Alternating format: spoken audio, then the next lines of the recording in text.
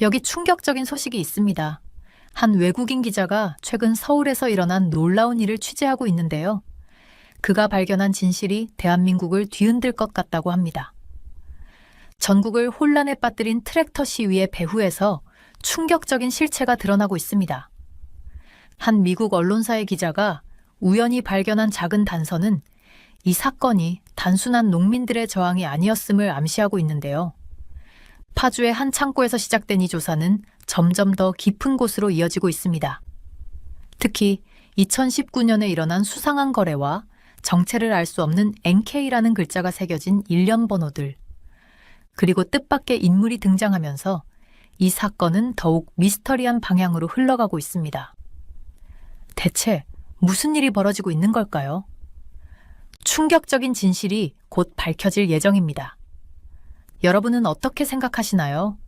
이번 사건의 실체가 정말 농민들의 시위일까요? 아니면 그 뒤에 더 큰 무언가가 숨어 있는 걸까요? 비행기가 차가운 월요일 아침에 인천국제공항에 착륙했어요. 저는 배낭이랑 노트북 가방을 챙겨서 입국 심사대로 향하는 승객 무리에 합류했어요. 제 이름은 미카엘 존슨이고 보스턴 글로브에서 탐사 저널리스트로 일하고 있어요. 한국에 온 게 이번이 처음은 아니었지만 이번에는 뭔가 다르게 느껴졌어요. 케이팝이나 길거리 음식을 취재하러 온 게 아니었거든요. 이번에는 훨씬 더 큰 이야기를 쫓아왔어요. 입국심사관이 제 여권과 기자 증명서를 꼼꼼히 살펴보더니 말없이 여권에 도장을 찍고 고개를 살짝 끄덕였어요. 공항 밖으로 나가 택시를 잡아 서울로 향했어요. 택시기사가 라디오를 틀어놨는데 도시에서 벌어지고 있는 시위에 대한 뉴스가 흘러나왔어요. 제가 한국어를 잘 알아듣지는 못하지만 트랙터라는 단어가 여러 번 반복되는 건 알아들을 수 있었어요. 바로 이 트랙터 시위가 제가 서울에 온 이유였어요. 지난 한 달 동안 서울에서는 보기 드문 시위가 벌어지고 있었거든요. 농부들이 트랙터를 몰고 도시로 들어와 주요 도로를 막고 교통을 혼란에 빠뜨리고 있었어요. 그런데 뭔가 이상했어요. 이런 시위가 평소와는 다르게 느껴졌거든요. 보스턴에 있는 제 편집자도 같은 생각이었고, 그래서 저를 여기로 보낸 거예요. 택시는 높은 건물들과 화려한 간판들을 지나갔어요. 서울은 항상 분주하지만 오늘은 거리가 평소보다 더 긴장감이 돌았어요. 주요 교차로마다 경찰들이 서 있었고 일부 도로는 아예 차단돼 있었어요. 도시 중심부에 가까워질수록 사람들이 말하는 걸 직접 볼 수 있었어요. 바로 남태령 돌파 사건이었죠. 트랙터 한 무리가 남태령이라는 주요 도로에 있는 경찰 차단선을 뚫고 지나간 사건이었어요. 그 일이 발생한 건 사흘 전이었지만 그 흔적은 여전히 남아 있었어요. 도로 옆에는 부서진 차단선이 있었고 경찰들이 잔뜩 배치돼 있었어요. 도로가 파손된 부분을 공사 인부들이 수리하고 있었어요. 저는 광화문 광장 근처 호텔에 체크인했어요. 이곳은 시위가 자주 열리는 중심지예요. 10층 객실에서 내려다보니 넓은 대로가 보였어요.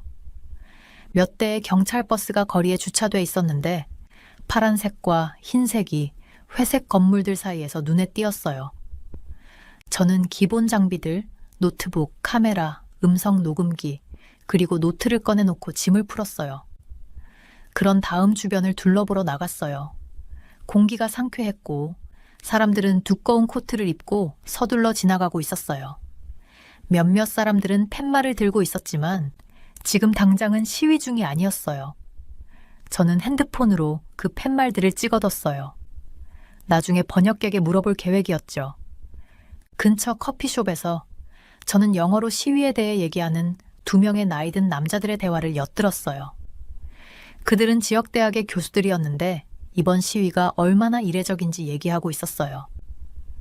저는 핸드폰을 확인하는 척하며 그들의 대화를 들었어요. 한 교수는 농부들이 이런 식으로 시위를 조직하는 건 본 적이 없다고 말했어요. 다른 교수도 동의하며 뭔가 수상하다고 했어요.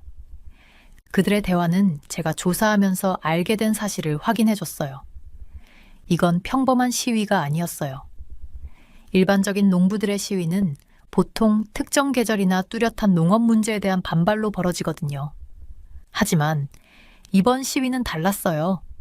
지나치게 조직적이고 농업 문제를 알리는 것보다는 혼란을 조성하는 데 초점이 맞춰져 있었어요. 그날 저는 도시 중심부를 걸어 다니며 메모를 하고 사진을 찍었어요. 몇 블록마다 다음 시위를 대비하는 모습이 보였어요. 경찰들이 장비를 점검하고 가게 주인들은 보호장치를 설치하고 뉴스 차량들이 주요 지점마다 주차돼 있었어요. 도시 전체가 무언가를 기다리며 숨을 죽이고 있는 느낌이었어요. 저녁에 호텔로 돌아와서 책상 위에 노트를 펼쳐놓았어요. 사실들은 명확했어요. 사흘 전 트랙터 한 무리가 남태령에서 경찰 차단선을 뚫었어요. 운전자들은 자신들이 평화적인 시위자라고 주장했지만 그들이 남긴 피해는 다른 이야기를 하고 있었어요. 여러 경찰관들이 부상을 입었고 그 사건은 전국 뉴스로 보도됐어요. 하지만 더 큰 의문은 여전히 남아 있었어요. 이런 시위의 배후는 과연 누구였을까요? 평범한 농부들이 그렇게 많은 트랙터를 동원할 수 있는 것도 아니고 그들의 시위는 보통 이렇게 복잡하지 않았어요. 누군가가 또는 어떤 단체가 이 시위를 조직하고 있는 게 분명했어요. 그리고 그 이유를 알아내는 게 제 임무였어요.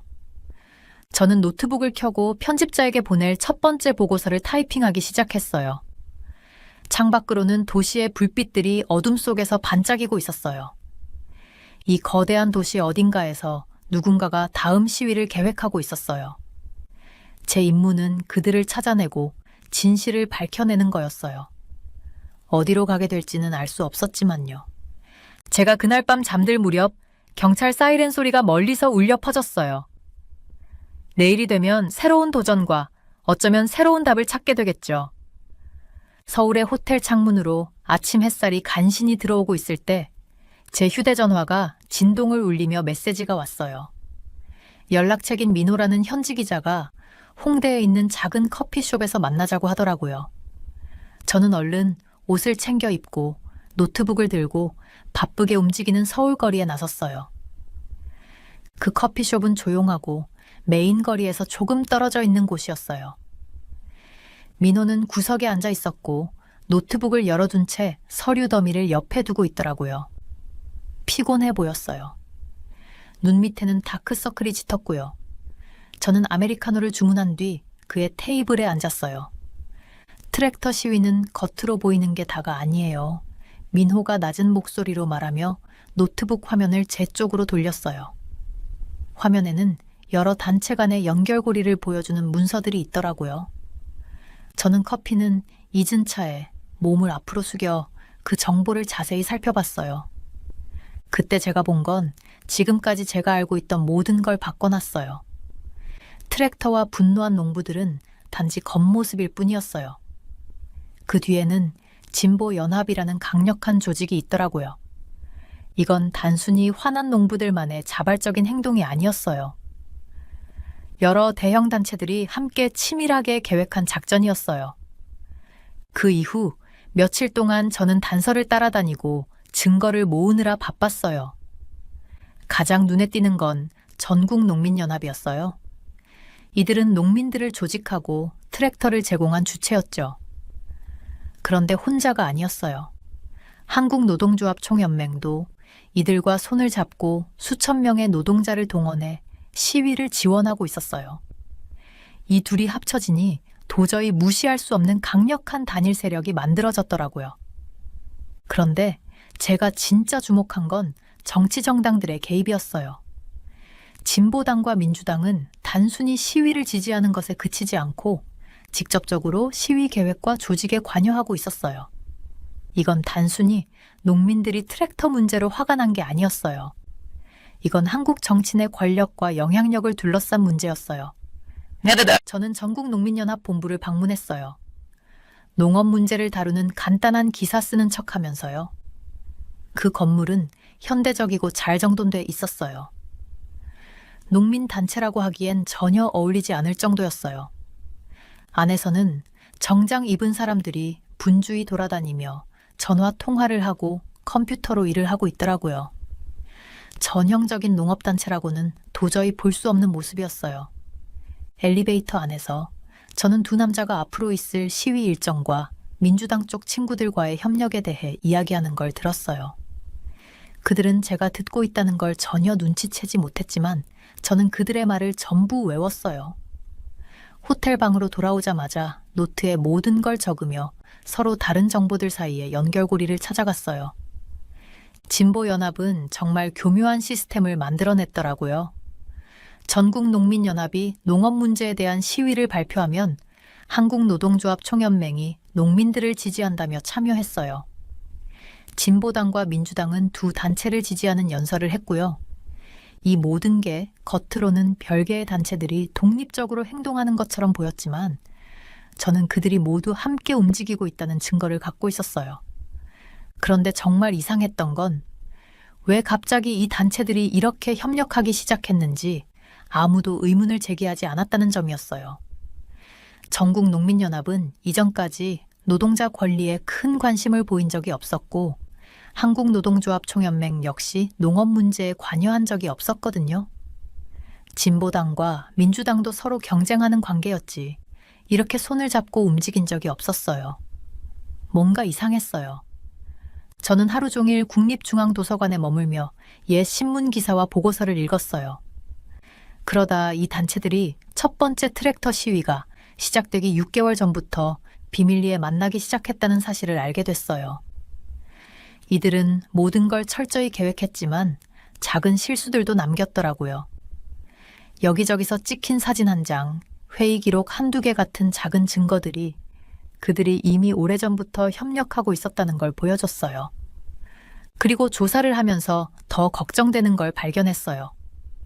진보연합은 단순히 트랙터와 농업 문제만을 위해 시위하는 게 아니었어요. 이들은 비공식적인 회의에서 한국의 정치 체계를 통째로 바꾸자는 얘기를 하고 있었어요.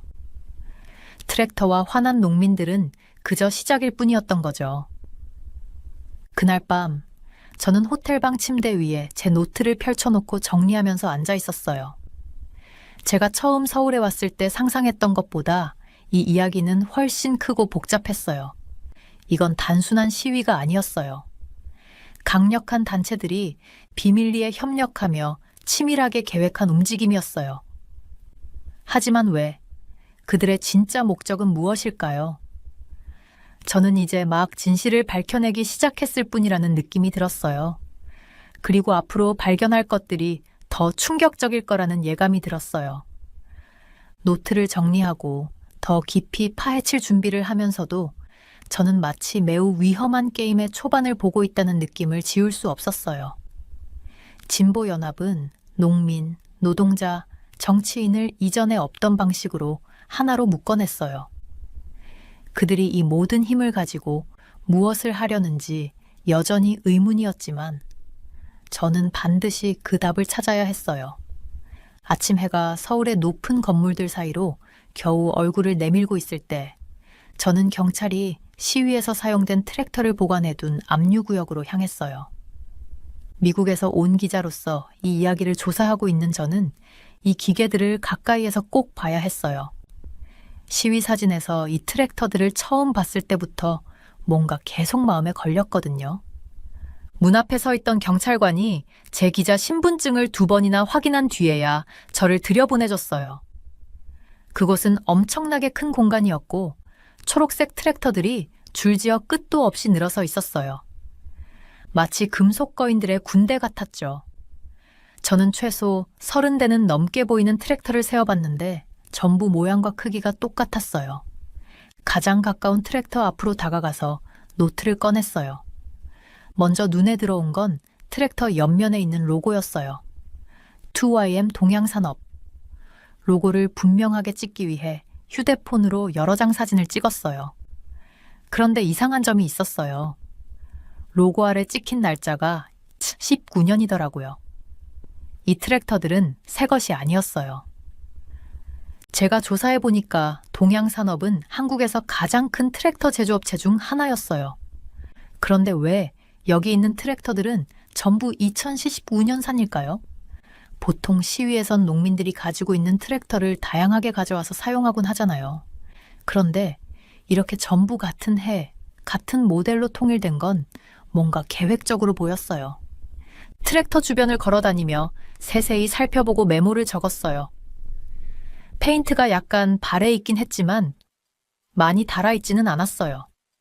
그러니까 이 트랙터들이 농장에서 많이 사용된 흔적이 없다는 거예요. 이게 참 이상했어요. 트랙터는 비싼 장비라서 농민들이 보통 자주 쓰잖아요. 그런데 이 트랙터들은 마치 어디에 보관만 해둔 것처럼 보였어요. 그 순간 갑자기 떠오른 기억이 있었어요. 제가 북한 제재에 대해 조사하던 중 특정 기계류를 북한으로 보내는 게 금지된다는 내용을 본 적이 있었어요. 트랙터도 그 리스트에 포함됐었는데 군사적으로 개조될 가능성 때문이라고 하더라고요. 이걸 노트에 적으면서 2번이나 밑줄을 쳤어요. 계속 살펴보는 중에 또 다른 이상한 점이 보였어요. 각 트랙터 엔진 근처에 작은 일련 번호판이 붙어 있었는데 하나를 제 소매로 닦아보니 모든 번호가 동일한 패턴으로 시작하더라고요. NK 감귤. 이건 절대 우연일 리가 없었어요. NK라면 북한, 그리고 19라면 2019년. 너무 흥분해서 손이 약간 떨리는 상태로 여러 개의 일련 번호판을 찍었어요. 이건 중요한 발견일 수도 있었어요. 이 트랙터들이 북한과 연결되어 있다는 증거일 수도 있겠다는 생각이 들었어요. 물론 이 트랙터들이 국경을 넘지 않았다고 하더라도요.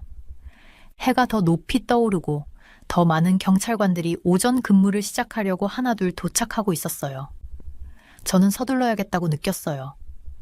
빠르게 트랙터 줄 사이를 다니며 다른 점이 있나 확인했는데 전부 똑같았어요. 작은 디테일까지도요. 이건 정말 이상했어요. 보통 농민들이 트랙터를 살 때 자기 필요에 따라 다양한 모델을 선택하거든요. 그런데 이 트랙터들은 전부 같은 출처에서 나온 것처럼 보였어요. 저는 휴대폰을 꺼내서 서울에서 친해진 현지 기자 김주미 씨에게 전화를 걸었어요. 3번째 신호음에 그녀가 전화를 받았어요. 주미 씨, 저 부탁 하나만 할게요. 동양산업에서 2019년에 트랙터 대량 구매 기록이 있었는지 확인해 줄 수 있을까요? 그녀는 알아보고 다시 전화하겠다고 약속했어요. 기다리는 동안 저는 더 많은 사진을 찍고 본 것들을 자세히 기록했어요. 로고의 위치, 타이어의 마모 상태, 연료 캡 주변의 약간의 녹까지 이런 디테일 하나하나가 중요할 수도 있으니까요. 20분쯤 지나 주미 씨가 다시 전화를 걸어왔어요. 그녀 목소리가 들떠 있었어요. 2019년에 농민연합에서 대량으로 트랙터를 주문했다는 기록을 찾았다고 하더라고요. 근데 더 흥미로운 건 그 주문이 판문점 회담 직후에 이루어졌다는 거였어요. 당시 문재인 대통령과 북한 김정은 위원장이 만났던 바로 그 회담이요. 전화를 끊고 나서 제 머리가 복잡하게 돌아가기 시작했어요. 퍼즐 조각들이 맞춰지기 시작했죠. 농민연합 2019년의 대량 구매, NK로 시작하는 일련 번호, 동일한 모델들, 이건 단순한 시위 이상의 이야기를 말하고 있는 듯 했어요. 이 트랙터들은 북한과 뭔가 연결된 더 큰 이야기를 담고 있는 것 같았어요. 압류 구역을 떠나면서 저는 한편으로는 흥분되고 또 한편으로는 걱정이 됐어요. 중요한 단서를 발견한 것 같았지만 이걸 더 깊이 조사하는 건 위험할 수도 있겠다는 생각이 들었어요. 이 트랙터들과 북한의 연결고리는 단순한 농민 시위보다 훨씬 큰 무언가를 암시하고 있었거든요. 앞으로 어떻게 조사해야 할지 조심해야겠다고 다짐했어요. 호텔 방으로 돌아와서는 사진과 메모들을 책상 위에 쫙 펼쳤어요. 트랙터들은 마치 퍼즐 조각 같았고 이제야 조금씩 전체 그림이 보이기 시작했어요. 하지만 아직 더 많은 증거가 필요했어요. 기사를 쓸 만큼의 확신을 가지려면 말이에요. 이건 더 큰 이야기의 시작에 불과하다는 걸 저는 알고 있었어요. 저는 서울의 작은 호텔방에 앉아서 침대 위에 펼쳐진 오래된 신문 기사들을 바라보고 있었어요. 이 이야기를 파고들수록 모든 것이 2018년으로 연결된다는 사실을 깨닫게 됐죠. 그 해는 한국에서 모든 걸 바꿔놓은 해였어요. 그때 판문점 정상회담을 뉴스로 보던 기억이 나요. 문재인 전 대통령이 국경을 넘어가서 북한의 지도자를 만났었죠. 두 사람이 손을 잡고 평화를 약속하던 그 모습을 전 세계가 지켜봤어요. 카메라 앞에서 웃으며 함께 협력하자고 얘기하던 모습이 아직도 생생해요. 그날은 정말 모두가 희망으로 가득했던 날이었어요. 그 회담은 새로운 계획들로 이어졌어요. 남북이 함께 도로를 놓고 이산가족 상봉도 추진하고 농업에도 서로 도움을 주겠다는 얘기가 나왔었죠. 그 농업 지원 계획에서 바로 트랙터 얘기가 나온 거였어요. 저는 전부터 수집해둔 자료 중에 전국농민연합회 관련 기록을 꺼내봤어요. 2019년, 그러니까 정상회담이 열리고 1년 뒤에 그들이 대규모로 트랙터를 모으기 시작했다는 걸 알게 됐죠. 수십 대의 트랙터가 북한 농부들에게 줄 선물이라며 모였다고만 했어요. 북한 농업 생산량을 늘리기 위한 계획이라고 했죠. 그런데 뭔가 이상했어요. 제가 찾아본 문서들에 따르면 다른 나라들이 한국 정부에 북한에 트랙터를 보내지 말라고 경고했더라고요. 그 이유는 국제 제재 때문이었어요.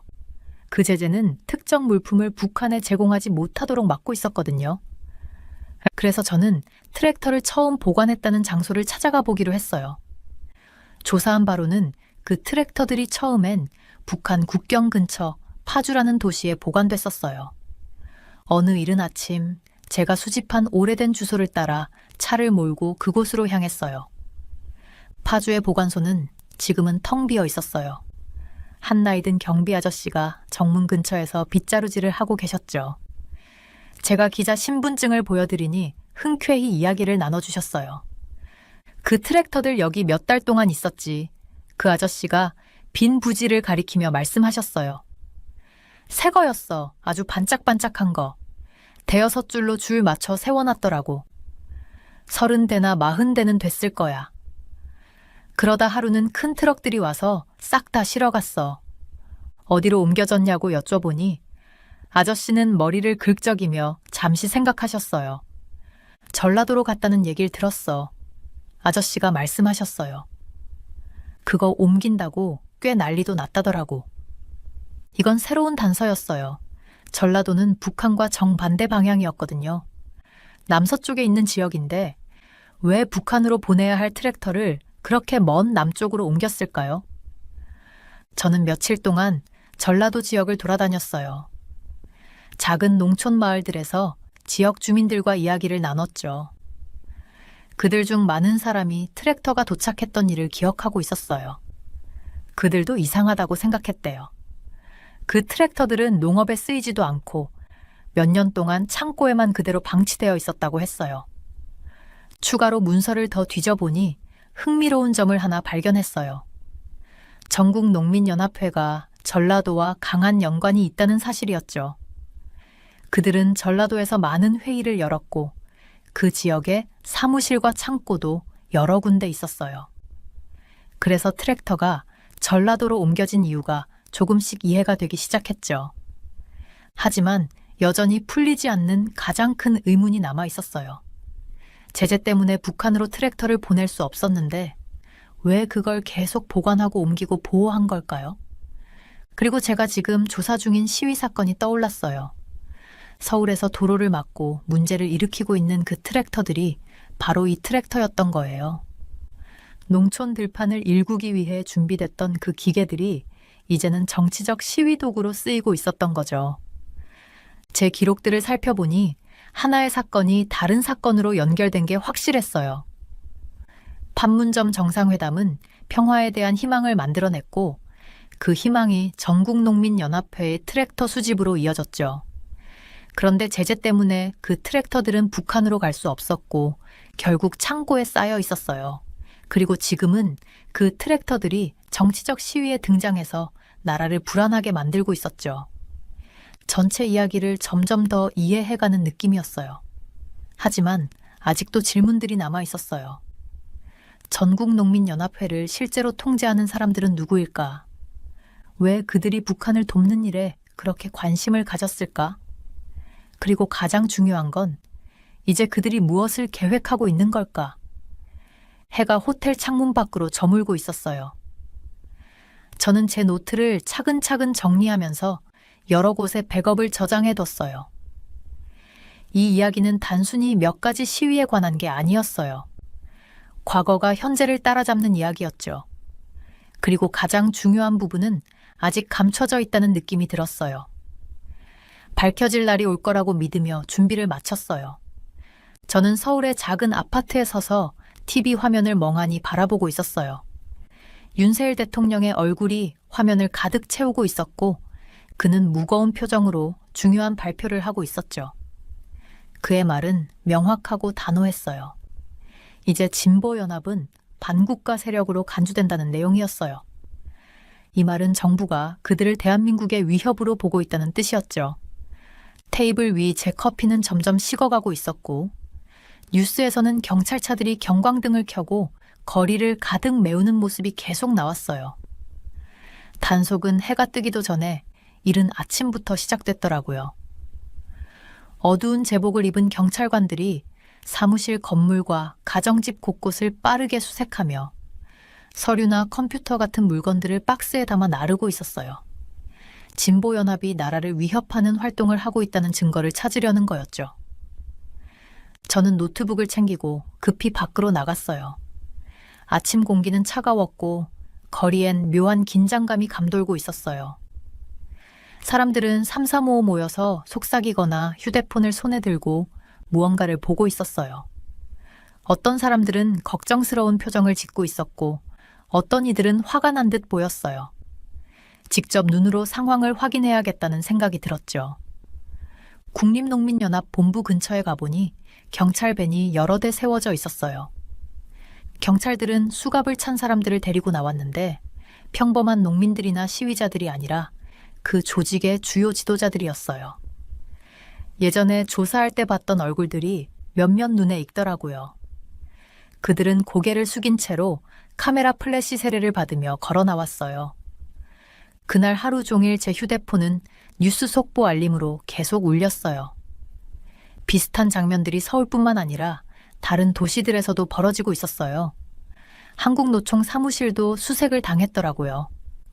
시위를 지지했던 민주당 의원들도 조사를 받고 있었고요. 정부는 빠르고 단호하게 움직이고 있었어요. 뉴스에서 계속해서 나오는 이름 하나가 있었는데 바로 한충목이었어요. 제가 조사를 더 해보니 그는 단순한 시위 지도자가 아니더라고요.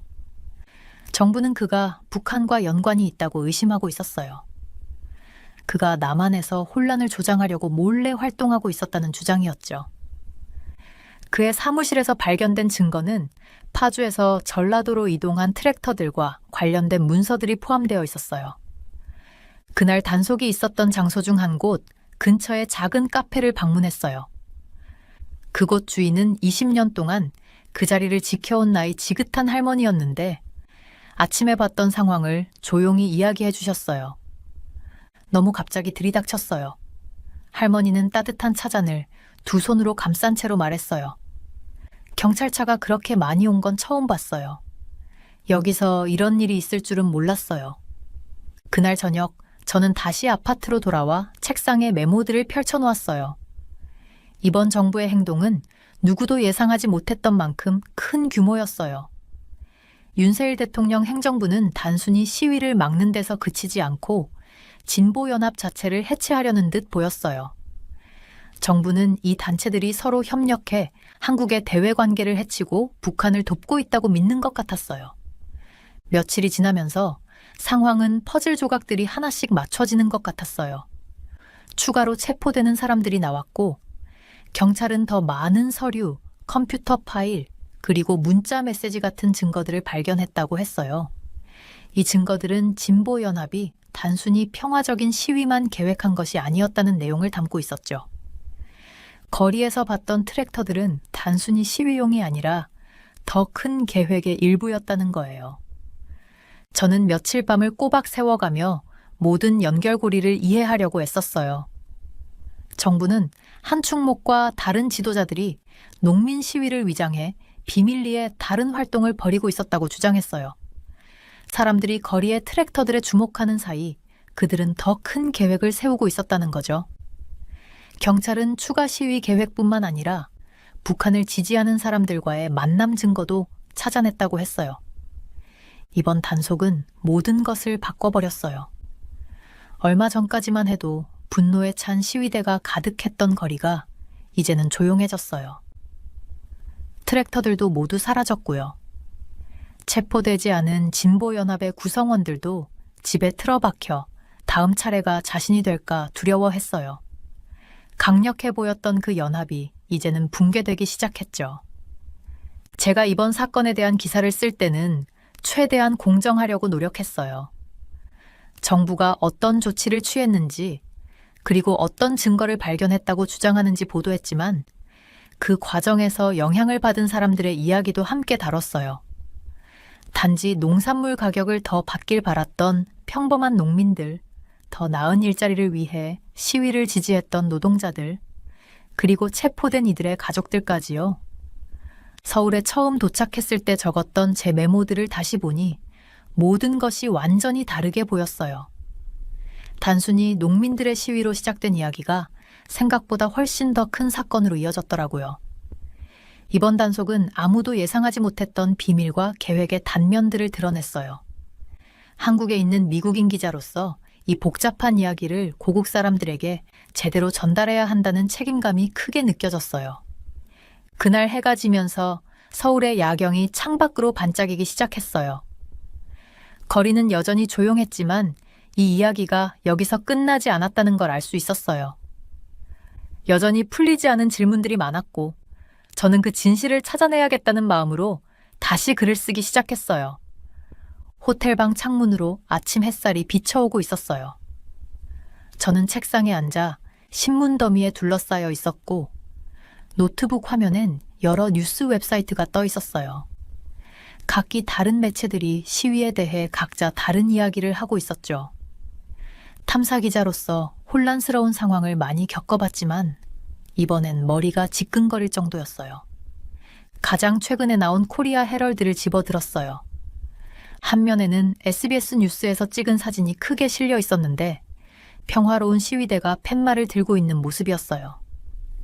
기사는 시위가 얼마나 질서 있고 조용했는지 설명하고 있었고 농민들의 권리를 보호하고 싶다는 시위대 지도자들의 말도 인용했더라고요.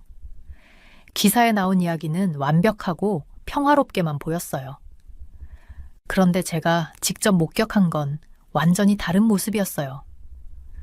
어제 찍은 사진이 담긴 노트북을 꺼내봤어요. 한 사진에는 뒤집힌 경찰 방벽이 보였고 다른 사진엔 정부 건물에 깨진 유리창이 찍혀 있었어요. 녹음 파일에는 분노에 찬 고함 소리와 혼란스러운 소리가 담겨 있었죠. 제가 직접 목격한 장면과 주요 뉴스 채널들이 보여주는 모습의 차이가 너무 커서 놀랐어요. 커피숍을 운영하는 김 씨 아주머니와 나눴던 대화가 떠올랐어요. 그분은 시위 현장 근처에 있는 작은 가게에서 일하고 계셨는데 군중이 폭력적으로 변하자 가게 뒤편으로 숨어 있었다고 하더라고요. 아주머니는 손을 떨며 이렇게 말씀하셨어요. TV에서는 다 평화로웠다고 나오더라고요. 그런데 저는 그 현장에 있었어요. 다른 모습을 봤죠. 이메일을 열어보니 다른 가게 주인들한테도 비슷한 내용의 메시지가 와 있었어요. 자기들 가게가 입은 피해와 그날 얼마나 무서웠는지 얘기하는 글들이었죠. 그런데 이런 이야기들은 주요 뉴스에는 전혀 실리지 않았어요.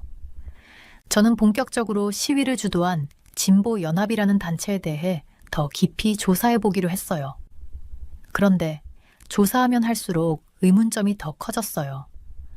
왜 주류 뉴스 채널들은 한쪽 이야기만 보여주는 걸까? 누가 이 메시지를 실제로 조율하고 있는 걸까? 그때 핸드폰이 울렸어요. 지방 신문사에서 일하는 준호 기자가 보낸 메시지였어요. 방금 보낸 영상 한번 확인해 보세요. 영상에는 밤 늦은 시간에 농장과 멀리 떨어진 곳에서 움직이는 트랙터들이 찍혀 있었어요. 진보연합은 트랙터를 농민 시위에만 사용한다고 했는데 이건 뭔가 이상했죠. 벽에 타임라인을 만들기 시작했어요. 노란색 메모지는 SBS 같은 대형 언론사들이 보도한 내용, 파란색은 제가 직접 목격한 장면, 분홍색은 현지 주민들의 이야기, 그리고 초록색은 진보연합과 관련된 증거들을 정리한 것이었어요. 노란색 메모지와 나머지 메모지들 사이의 간극이 정말 컸어요. 조사를 더 진행하면서 예전 뉴스 기사도 찾아봤어요. 진보연합은 특정 TV 방송국과 신문사로부터 우호적인 보도를 자주 받았던 전력이 있더라고요. 반면 이 단체에 대해 까다로운 질문을 던지는 작은 뉴스 매체들은 사무실 앞에서 시위를 당하는 경우가 많았어요. 진보연합의 공식 보도자료도 열어봤어요. 그들의 말은 아주 신중히 선택된 것처럼 보였어요. 평화와 농민들의 권리에 대해 말하면서 사람들의 동의를 끌어내려고 했죠. 하지만 그들의 행동은 다른 이야기를 말하고 있었어요. 농업용이라고 한 트랙터는 실제로 농업과는 상관없는 곳에서 사용됐고, 그들이 주도한 시위는 보고된 것보다 훨씬 많은 피해를 끼쳤어요. 해가 저물고 있었어요.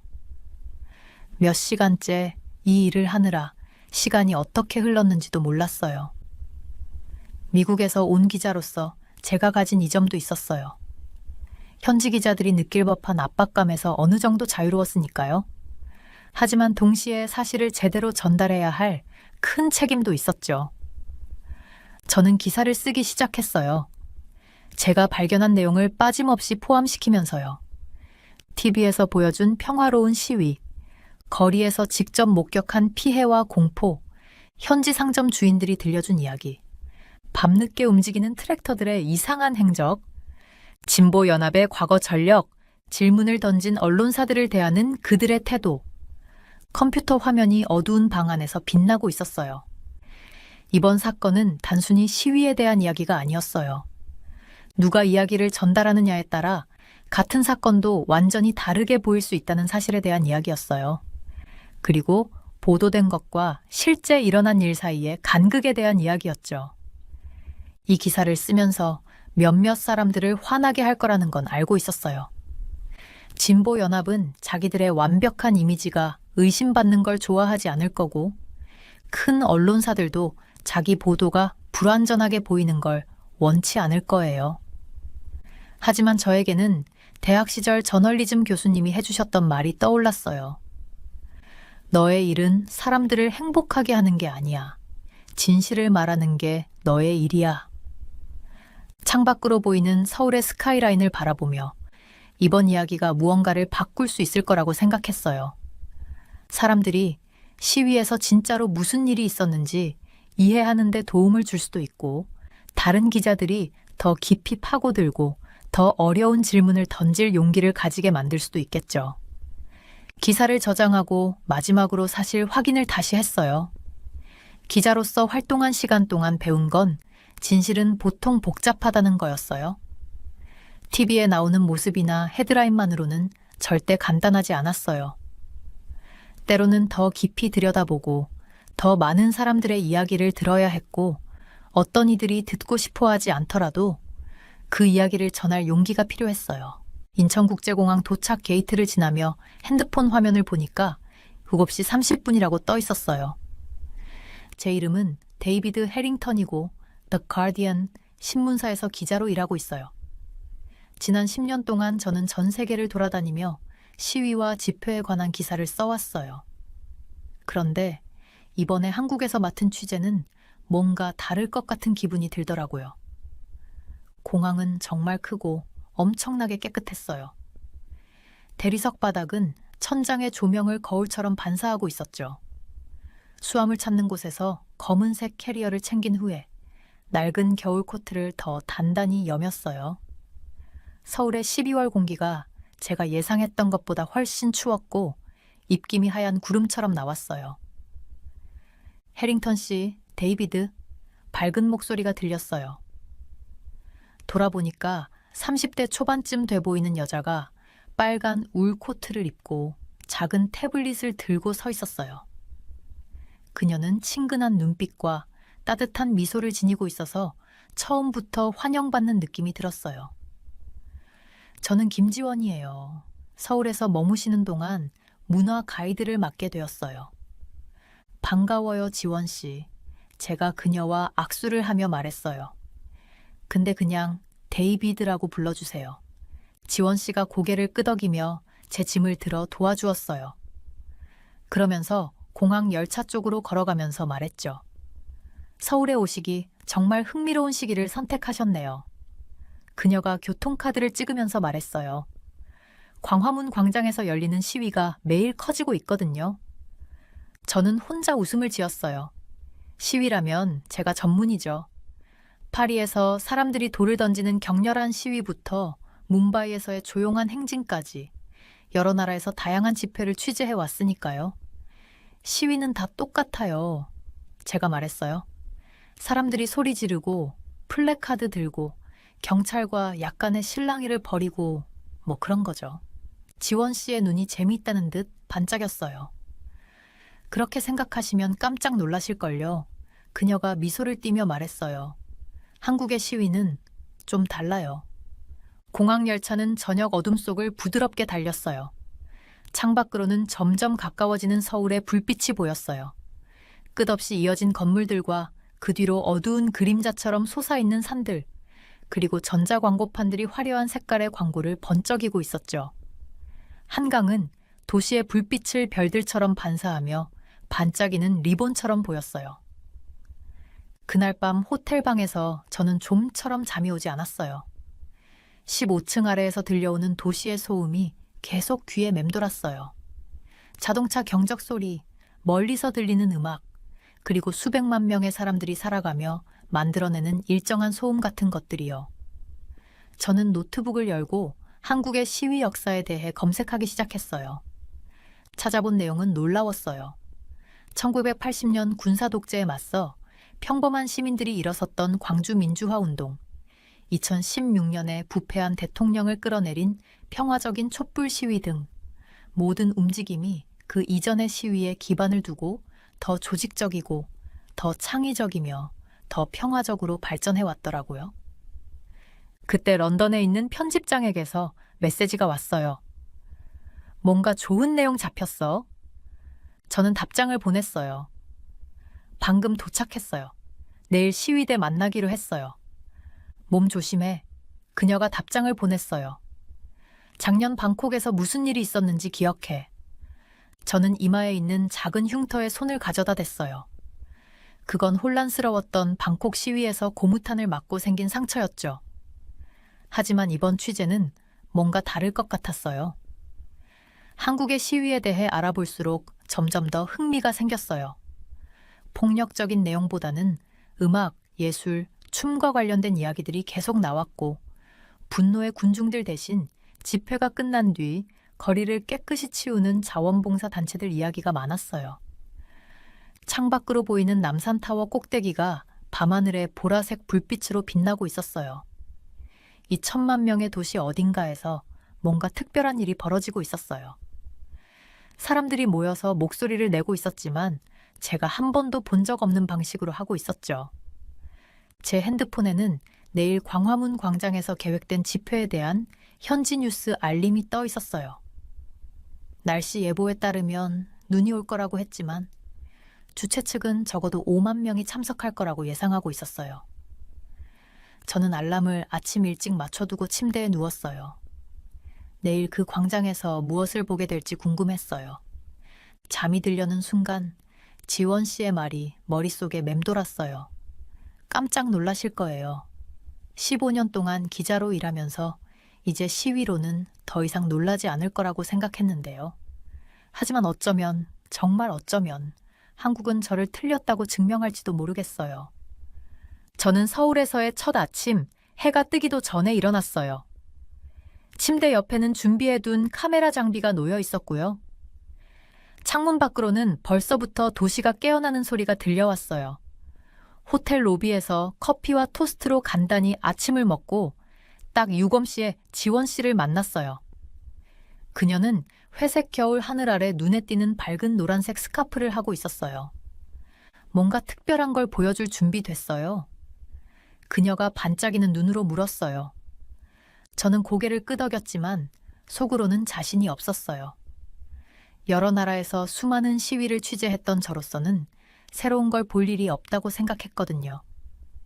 그런데도 지원 씨의 자신감에는 뭔가 특별한 게 있었고, 그게 저를 궁금하게 만들었어요.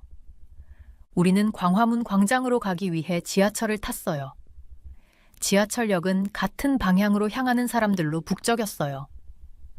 처음 눈에 들어온 건 그들의 옷차림이었어요. 제가 익숙하게 봐왔던 분노 가득한 시위 현장의 복장과는 전혀 달랐거든요. 많은 사람들이 화려한 옷을 입고 있었고, 젊은 사람들 중 몇몇은 마치 콘서트에 가는 것처럼 차려입었더라고요. 이게 정말 시위 맞아요? 제가 지하철 계단을 올라가며 지원 씨에게 물었어요. 그녀는 웃으며 말했어요. 곧 보면 알게 될 거예요. 광화문 광장에 도착해 펼쳐진 광경에 저는 말문이 막혔어요. 광장을 가득 메운 수천 명의 사람들. 하지만 제가 예상했던 분노에 찬 군중이 아니었어요. 분위기는 오히려 축제 같았어요. 거대한 스피커에서 음악이 흘러나오고 아침 공기는 근처에서 요리 중인 길거리 음식 냄새로 가득했어요. 저는 놀라움 속에서 10대들이 물병과 간식을 무료로 나눠주는 테이블을 설치하는 걸 지켜봤어요. 그 옆에서는 할머니들이 따뜻한 보리차를 나눠주며 추운 12월의 날씨 속에서도 사람들을 따뜻하게 해주고 있었어요. 또 한쪽에서는 대학생들이 쓰레기 봉투를 들고 돌아다니면서 땅에 떨어진 쓰레기 하나까지 치우더라고요. 저기 봐요. 지원 씨가 가리킨 곳에는 고등학생들 무리가 있었어요. 그들은 케이팝 콘서트 영상에서 본 적 있는 라이트 스틱을 들고 음악에 맞춰 완벽히 일치된 움직임을 보여주고 있었어요. 라이트 스틱이 만들어낸 색의 물결이 군중 위를 움직이며 마치 무지개처럼 보였어요. 저거 원래 케이팝 콘서트에서 쓰는 거잖아요. 제가 카메라를 조정하며 그 황홀한 광경을 찍으면서 물었어요. 맞아요. 지원 씨가 설명했어요. 하지만 여기서는 더 특별한 의미가 있어요. 각각의 색이 우리나라에 대한 다른 희망을 나타내요. 파란색은 자유를, 하얀색은 평화를, 분홍색은 평등을 의미해요. 우리가 함께 흔들 때는 우리의 단결을 보여주는 거예요.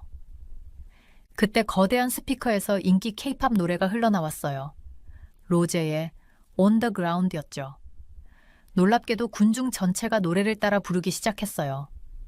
그들의 목소리가 하나로 합쳐져 근처 건물들에 울려 퍼지는 강렬한 소리를 만들어냈어요. 더 놀라운 건 나이 든 사람들 중에서도 가사를 알고 있는 사람들이 많았다는 거예요. 어떻게 다들 이 노래를 아는 거예요? 제가 물었어요. 연습해요. 지원 씨가 말했어요. 이 노래들은 신중하게 선택돼요. 시위 전에 소셜미디어로 플레이리스트를 공유하거든요. 모두가 함께 배우는 거예요. 단순히 노래 부르는 게 아니라 세대와 관계없이 우리가 함께 할 수 있다는 걸 보여주는 거죠. 아침이 지나면서 더 많은 사람들이 모였어요. 길거리 음식 노점들이 자리를 잡고 매운 떡볶이 냄새와 달콤한 호떡 냄새가 공기를 채웠어요. 저는 시위대가 음식을 나누고 이야기를 주고받으며 처음 만났어도 마치 오랜 친구처럼 웃는 모습을 지켜봤어요. 정오쯤에는 중학생들이 전통 북 공연을 시작했어요. 강렬한 북소리가 스피커에서 나오는 현대 음악과 섞이며 전통과 현대가 어우러진 한국만의 독특한 분위기를 만들어냈어요. 나이든 시위대는 고개를 끄덕이며 흡족해 했고 젊은 시위대는 휴대폰으로 영상을 찍으며 기록했어요. 이게 한국 시위만의 차별점이에요. 지원 씨가 제 놀라움을 눈치채고 말했어요. 우리는 과거와 현재를 함께 가져와요. 전통을 존중하면서도 새로운 방법으로 목소리를 낼 줄 알죠. 저는 남은 하루 동안 사진을 찍고 시위대와 이야기를 나눴어요. 한 할머니는 1980년대 민주화를 위해 싸운 기억 때문에 왔다고 했고, 한 고등학생은 자신의 미래가 걱정돼서 왔다고 했어요. 한 정장은 입은 회사원은 대학생들과 점심을 나누며 오늘만큼은 모두가 같은 가족이라고 말했어요. 해가 지기 시작하며 저는 카메라 화면을 보며 찍은 수백 장의 사진들을 확인했어요. 그런데도 제가 느낀 걸 제대로 담아낸 사진은 없었어요. 따뜻한 환영, 공동체 의식, 그리고 광장을 채운 평화로운 강인함. 단 하루 만에 이 시위대는 제가 믿고 있던 신념을 지키는 방식에 대한 모든 것을 바꿔놓았어요. 왜 이렇게 효과가 좋은 것 같아요? 해가 궁궐 문 뒤로 오렌지색으로 물드는 하늘을 보며 제가 지원 씨에게 물었어요. 그녀는 잠시 생각하더니 대답했어요. 우리는 우리의 역사를 기억하지만 거기에 갇히지 않아요. 가장 강한 목소리는 가장 환한 목소리가 아니라 사람들을 하나로 모으는 목소리라는 걸 배웠거든요. 평화로운 군중, 춤추는 라이트 스틱, 미소 띤 얼굴들을 보며 저는 한국의 시위가 가진 힘에 대해 아직 배울 게 많다는 걸 깨달았어요. 아침 공기가 유난히 무겁게 느껴졌어요. 저는 광화문 광장 쪽으로 걸어가고 있었거든요. 소셜미디어를 통해 소식이 빠르게 퍼졌어요. 윤 대통령이 계엄령을 선포했다고요. 제 핸드폰은 계속 진동했어요. 런던에 있는 편집장이 상황 업데이트를 요청하는 메시지를 쉴 새 없이 보내왔거든요. 이런 상황은 저도 잘 알고 있었어요. 적어도 그렇게 생각했었죠. 오늘 좀 빡셀 수도 있어요. 지원이 우리가 자주 만나던 카페에서 저를 보며 말했어요.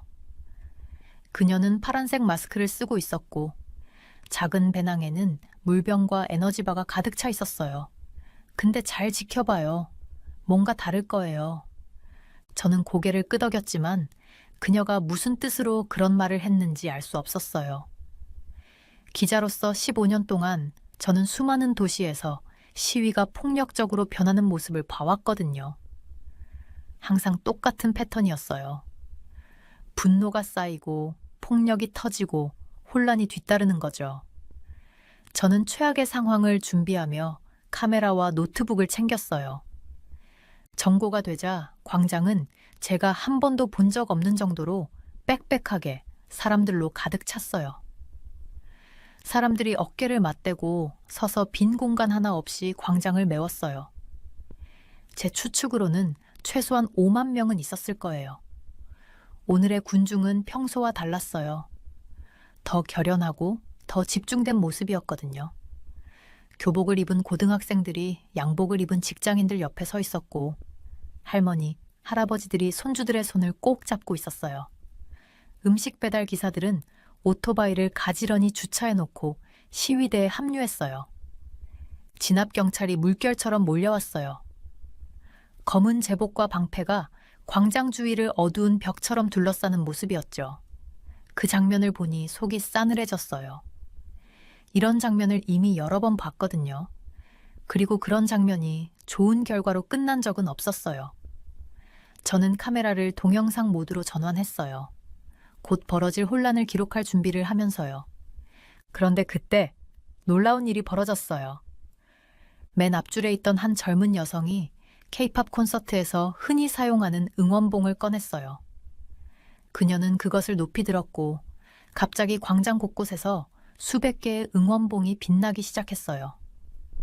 그 불빛은 여름밤 반딧불이를 떠올리게 했어요. 그리고 누군가 노래를 부르기 시작했죠. 제가 지원에게 물었어요. 이 노래 뭐예요? 인피니트 트랙의 너에게예요. 그녀가 대답했어요. 희망과 연대를 말하는 노래죠. 다음에 뭐가 일어날지 잘 보세요. 노래는 파도처럼 군중 속으로 퍼져나갔어요. 더 놀라운 건 그 다음에 벌어진 일이었어요. 사람들이 춤을 추기 시작한 거예요. 막 화가 나서 격렬하게 춤추는 게 아니었어요. 조심스럽고 잘 연습된 동작이었죠. 지원이 말하길 시위대가 SNS를 통해 안무를 배웠다고 하더라고요. 젊은 사람들이 부모님과 할아버지, 할머니들께 춤을 가르쳐줬다고도 했어요. 저는 수천 명이 하나가 되어 움직이는 걸 믿기지 않는 눈으로 봤어요. 응원봉의 불빛은 어둠 속에서 물결을 만들었어요.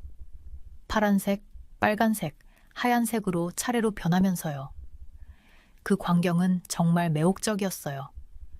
더 놀라운 건 광장이 얼마나 깨끗했는지였어요. 자원봉사자들이 쓰레기 봉투를 들고 다니며 쓰레기 하나도 떨어지지 않게 관리하고 있었거든요. 진압경찰들은 어찌할 바를 몰라 하는 듯 보였어요.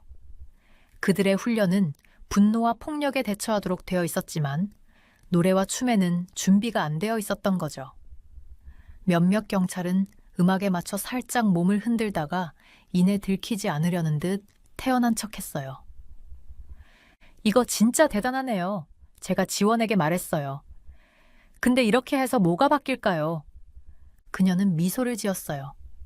한국에서는 평화 시위의 힘을 믿어요. 우리는 폭력이 아니라 연대로 힘을 보여줘요. 잘 보세요. 여기 있는 모든 사람이 자기 자신을 넘어선 무언가의 일부가 되고 있는 거예요.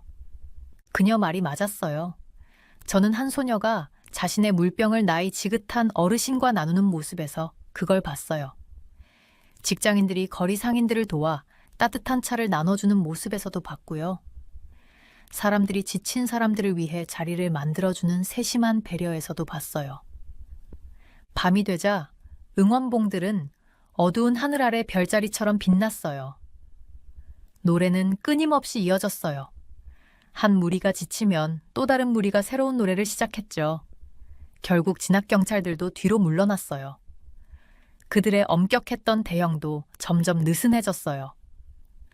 저는 주먹과 돌이 오가는 시위를 취재해본 적이 많았어요. 하지만 여기서는 노래와 춤, 응원봉과 친절함이 무기였어요. 광장은 평화로운 저항의 심포니가 되었어요. 내일은 더 많은 사람들이 올 거예요. 우리가 자정을 넘겨 광장을 떠날 때쯤 지원이 말했어요. 매일 더 많은 사람들이 합류하고 있거든요. 뒤를 돌아보니 군중은 여전히 노래를 부르며 하나가 되어 움직이고 있었어요. 기자 생활을 하면서 이런 장면은 처음이었어요. 이 시위대는 단순히 무엇을 반대하는 게 아니라 무엇을 위해 싸우는지를 보여주고 있었어요.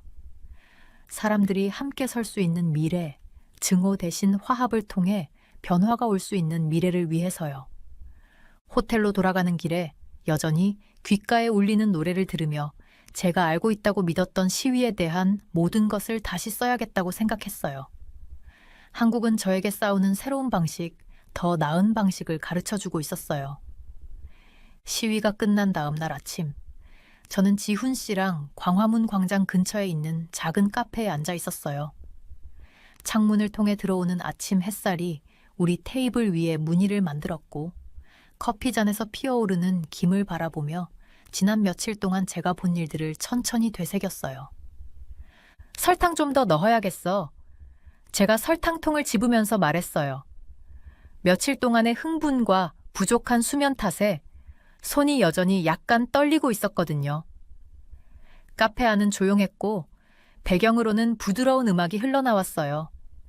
아이러니하게도 그 곡은 시위대가 부르던 인피니트 트랙의 너에게 To You 였어요. 지훈 씨가 제 반응을 보고 미소 지으면서 말했어요. 이젠 어디서나 들리는 것 같아요. 어제는 우리 옆집 할머니가 식물에 물 주시면서 이 노래 흥얼거리는 걸 들었거든요. 저는 노트북이랑 카메라를 꺼내 테이블 위에 펼쳤어요. 사진에는 여전히 저를 놀라게 하는 장면들이 담겨 있었어요. 수천 개의 응원봉이 완벽한 조화를 이루며 흔들리는 모습, 할머니와 청소년들이 함께 음식을 나누고 담요를 덮는 모습, 시위 중에도 거리를 청소하는 자원봉사자들까지. 이 사진 좀 봐요. 제가 군중 속에서 봤던 할머니와 어린 소녀의 사진을 보여주며 말했어요. 제가 취재했던 다른 시위들에서는 세대 간의 갈등이 명확했어요. 젊은 세대는 어른 세대를 비난하고 어른 세대는 젊은 세대를 비판하곤 했죠. 그런데 여기선 변화는 모두의 힘이 필요하다는 걸 이해하죠. 지훈 씨가 제 말을 끝맺으며 사진을 들여다봤어요. 우리 할머니도 80년대 민주화 운동 때 시위 가요를 부르시던 분이셨어요. 항상 그러셨어요. 가장 강한 목소리는 사람들을 하나로 모으는 목소리라고. 그때 고등학생들 몇 명이 교복을 입은 채 카페로 들어왔어요. 어젯밤의 일을 신나게 이야기하며 서로의 핸드폰을 보여주고 사진과 영상을 공유하고 있었죠. 한 학생은 가방에 작은 응원봉을 매달고 있었어요. 전 세계가 지켜보고 있어요. 제가 제 휴대폰 화면을 지훈 씨에게 보여주며 말했어요. 제가 시위에 대해 올린 초기 트윗들이 바이럴이 돼서 수백만 뷰와 수천 건의 공유가 이루어졌더라고요. 브라질부터 방글라데시까지 사람들이 한국 시위대의 방식에 영감을 받았다는 댓글을 달고 있었어요. 뭐가 제일 놀라웠어요. 지훈 씨가 차를 젓던 손을 멈추고 물었어요. 그 질문을 곰곰이 생각하다가 제가 대답했어요. 기쁨이요. 제가 말했어요. 제가 취재했던 다른 시위들, 파리, 카이로, 뉴욕에서도 분노와 좌절, 두려움은 항상 있었죠. 여기에도 그런 감정들이 없었던 건 아니지만 그게 주된 분위기는 아니었어요. 제가 본 건 집단적인 희망이라고 밖에 표현할 수 없는 그런 감정이었어요. 지훈 씨가 고개를 끄덕였어요. 우린 과거로부터 배웠죠. 분노는 운동을 시작할 순 있지만 지속시키지는 못해요. 기쁨, 창의성, 그리고 연대. 이게 사람들을 계속 움직이게 만드는 힘이에요. 카페 창문 너머로는 일꾼들이 이미 하루를 준비하며 분주히 움직이고 있었어요. 광장은 너무나 평범해 보였고 직장인들은 바삐 지나가고 관광객들은 사진을 찍고 있었죠. 그런데도 어제 밤의 에너지가 아직 공기 중에 잔잔한 메아리처럼 남아있는 것 같았어요. 당신 할머니 이야기 좀 들려주세요. 제가 말했어요. 그 시위 가수였다는 할머니요. 지훈 씨의 눈이 반짝였어요. 할머니가 항상 그러셨어요. 시위는 정원 같아야 한다고요. 사람들을 끌어들이기에 아름답고 성장할 만큼 체계적이고 변화를 만들 만큼 생산적이어야 한다고요. 어젯밤 홀로그램 메시지를 보고 우시면서 저한테 전화하셨거든요. 우리 때는 촛불이었는데 너희는 이제 별을 가졌구나 라고요. 저는 할머니의 말을 제 노트에 적고 2번 밑줄을 그었어요. 그 말은 제가 목격한 것을 정확히 표현하고 있었거든요. 한국의 시위 문화가 핵심 가치는 그대로 유지하면서도 얼마나 진화했는지를 보여주는 문장이었어요. 우리가 음료를 마치고 있는데 카페 주인이 카운터 뒤에 있는 작은 TV로 시위에 대한 뉴스 보도를 보고 있었어요. 정부가 공식적으로 대응을 발표하면서 시위대의 요구를 다룰 특별위원회를 구성하겠다고 했더라고요. 주인이 제게 눈짓을 보내며 만족스러운 미소를 지었어요. 이제는 어떻게 되는 거죠? 제가 지훈 씨에게 물었어요. 지훈 씨는 자리를 정리하며 말했어요. 이제 더 어려운 부분이 남았죠. 우리가 싸워서 얻은 변화가 실제로 이루어지도록 만드는 거요. 하지만 그건 또 다른 이야기죠. 그녀는 잠시 멈춰 광장을 바라보며 덧붙였어요. 10살 때 엄마가 저를 처음으로 이 광장에서 시위에 데려오셨어요. 너무 무서워했더니 엄마가 이런 말씀을 하셨어요. 민주주의는 투표만 하는 게 아니야. 직접 나서고 목소리를 내고 함께 서는 거야. 카페를 나서면서 저는 광장의 마지막 모습을 사진으로 담았어요. 아침 햇살에 광장을 둘러싼 건물들의 창문이 거울처럼 빛났고 맑은 하늘을 반사하고 있었어요. 불과 며칠 만에 이곳은 제가 평화적 시위의 힘을 이해하는 방식을 바꿔놓았어요. 그리고 무엇보다 한 나라의 과거가 어떻게 현재를 형성할 수 있는지, 그러면서도 과거에 얽매이지 않을 수 있는지를 보여줬죠. 저는 서울의 분노와 갈등에 대해 글을 쓰겠다는 생각으로 왔어요. 그런데 결국 제가 쓰게 된 건 조화, 혁신, 그리고 투쟁을 노래로 바꾸는 사람들의 조용한 강인함에 대한 이야기였어요. 런던에 있는 제 책상에 앉아서 컴퓨터 화면을 멍하니 바라보고 있었어요. 빈 문서가 마치 저를 비웃는 것 같았어요. 서울에서 본 것들을 제가 어떻게 글로 담아낼 수 있을까 싶었거든요. 그 기억들은 너무나 생생하고 선명했어요. 눈을 감으니 빛나는 응원봉의 바다가 떠올랐고 한 목소리로 노래를 부르던 강렬한 음성들이 들려오는 것 같았어요. 느낀 대로 써요. 한국을 떠나기 전에 지원이 그렇게 말해줬었죠. 깊이 숨을 들이쉬고 천천히 타이핑을 시작했어요. 광화문 광장에서 나란히 서 있던 어린 소녀와 그녀의 할머니에 대해 썼어요. 응원봉들이 밤하늘에서 별처럼 춤추던 모습을 묘사했어요. 케이팝 노래들이 어떻게 저항의 노래가 되었는지, 그리고 10대와 어르신들이 함께 노래를 부르던 모습을 설명했어요. 한 단어, 한 단어를 써내려가면서 사람들을 갈라놓는 대신 하나로 묶어주던 완전히 새로운 시위 문화를 그림처럼 그려냈어요. 다음 날 아침 편집자가 전화를 걸어왔어요. 데이비드, 이건 네가 평소에 쓰던 글과는 다르네. 저는 혹시 비판을 받을까봐 숨을 죽였어요. 아름다워. 한 면에 실을 거야. 기사는 자정에 온라인에 올라갔어요. 아침이 되니 제 이메일함이 폭발했어요. 전 세계의 기자들이 더 많은 이야기를 듣고 싶다고 메일을 보냈고, 소셜미디어는 공유와 댓글로 난리가 났어요. 한 독자는 이렇게 썼어요. 이게 시위가 어떻게 보일 수 있는지 보여주는 글이에요. 또 다른 사람은 한국이 더 나은 방법을 우리에게 보여줬다고 했죠. 하지만 저를 가장 감동시킨 건 맨체스터의 한 학생단체로부터 온 반응이었어요. 그들은 제 기사를 읽고 자신들만의 평화로운 기후변화 시위를 열었대요. 환한 외침 대신 합창단을 조직했고, 대립 대신 음악과 춤을 선택했어요. 심지어 재활용 재료로 직접 응원봉을 만들기도 했더라고요. 그들의 시위 사진을 보고 저는 미소를 지었어요. 학생들은 배운 한국어 문구가 적힌 팻말을 들고 있었고, 몇몇은 케이팝 스타일의 의상을 입었더라고요. 하지만 가장 중요한 건 그들이 모든 걸 평화롭고 깨끗하게 진행했다는 거였어요. 서울에서의 시위처럼요. 그 영향은 거기서 멈추지 않았어요. 몇 달 동안 유럽 곳곳의 시위에서 변화가 나타나는 걸 보게 됐어요. 음악이 더 많이 등장했고 춤이 더 늘었어요. 젊은이와 어르신 간의 연대도 더 강해졌어요. 사람들은 가족들과 함께 시위에 참석하기 시작했어요. 이런 행사들에서 흔히 느껴지던 분노가 더 강력한 무언가로 바뀌었어요. 바로 희망이었죠. 어느 비 오는 화요일, 저는 출근길에 트라팔가 광장을 지나고 있었어요. 몇몇 사람들이 집값 상승에 항의하는 시위를 열고 있었죠. 그런데 평소에 분노 섞인 구호 대신 노랫소리가 들려왔어요.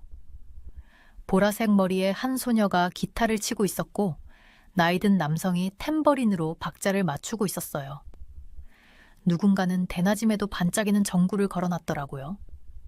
꼭 서울 같진 않았지만 그 영향이 분명히 느껴졌어요. 저는 그 자리에 멈춰서서 지원의 말을 떠올렸어요. 이게 우리의 모습이에요. 우리는 주먹으로 싸우지 않아요. 우리의 마음으로 싸워요. 한국의 시위대는 가장 강력한 혁명이 항상 가장 시끄러운 건 아니라는 걸 보여줬어요. 때론 사람들을 하나로 묶어주고 시위를 공연으로 바꾸며 변화를 축제처럼 느끼게 만드는 게 더 강력하다는 걸요. 제 휴대폰이 울렸어요. 지원에게서 온 메시지였어요. 광화문 광장의 밤 사진이었는데 고요하고 비어있는 모습이었어요. 몇몇 커플이 손을 잡고 걷는 모습 외에는 아무도 없었죠. 광장이 너를 그리워해. 그녀가 썼어요. 하지만 더 중요한 건 그 교훈은 여전히 살아있어.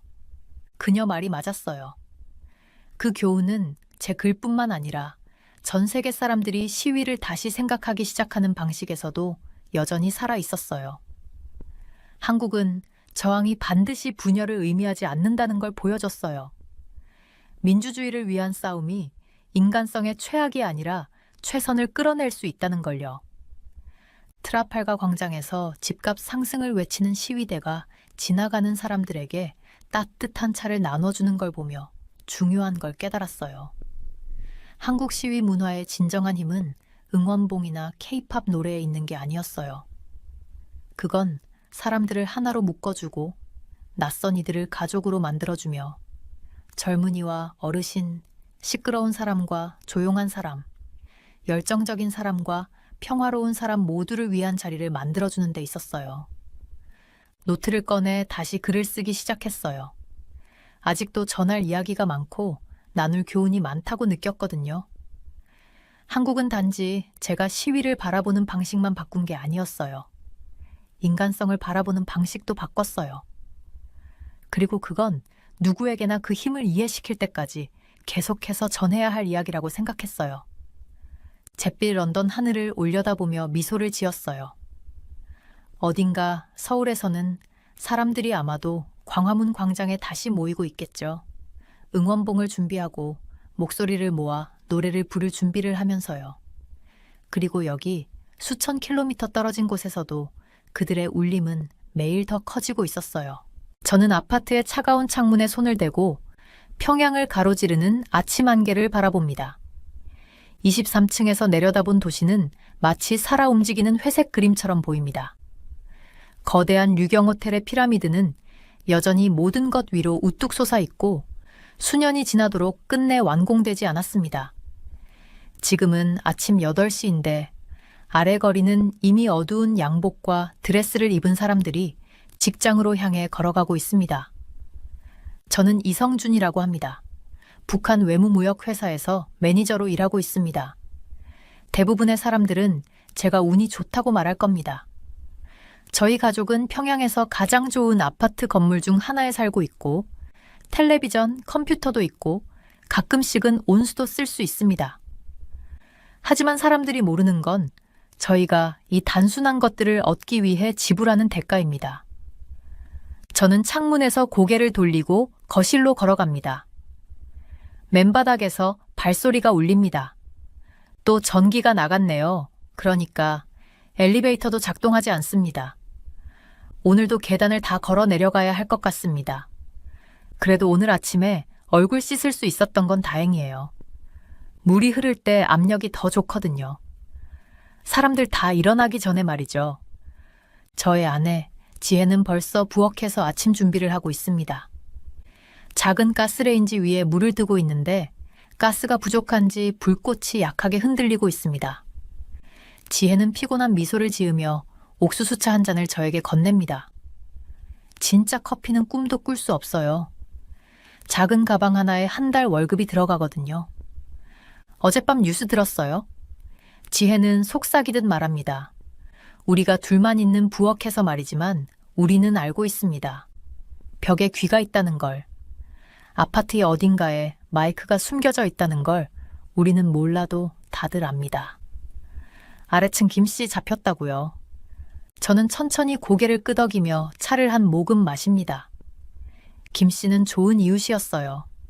항상 예의 바르고 규칙을 잘 지켰죠.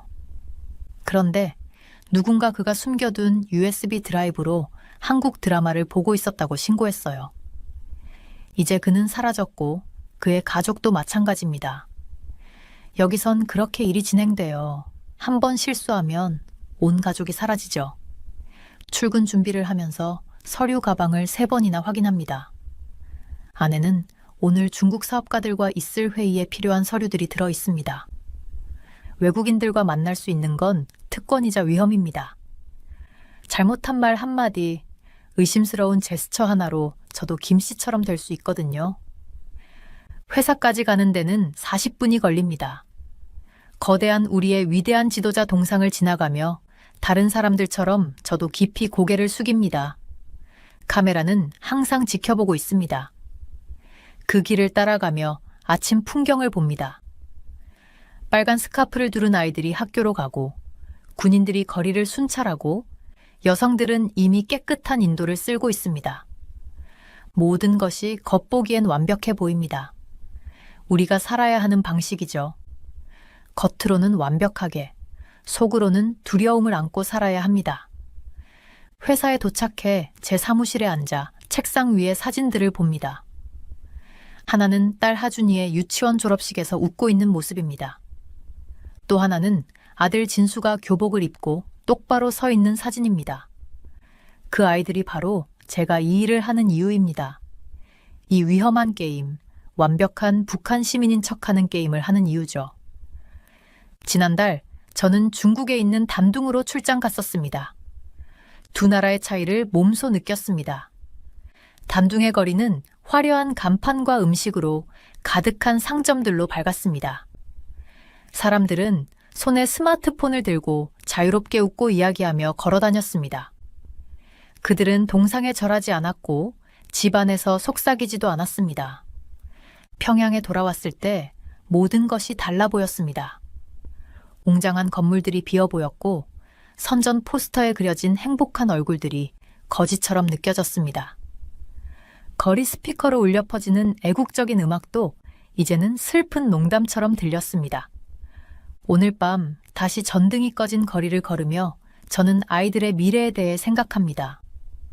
하주는 벌써 지도자들을 찬양하는 노래를 배우고 있고 진수는 공식 역사책을 외우며 시간을 보냅니다. 그들도 저처럼 이 벽과 속삭임의 세상에서 살아남는 법을 배우고 있습니다. 하지만 요즘 저는 위험한 생각들을 하고 있습니다.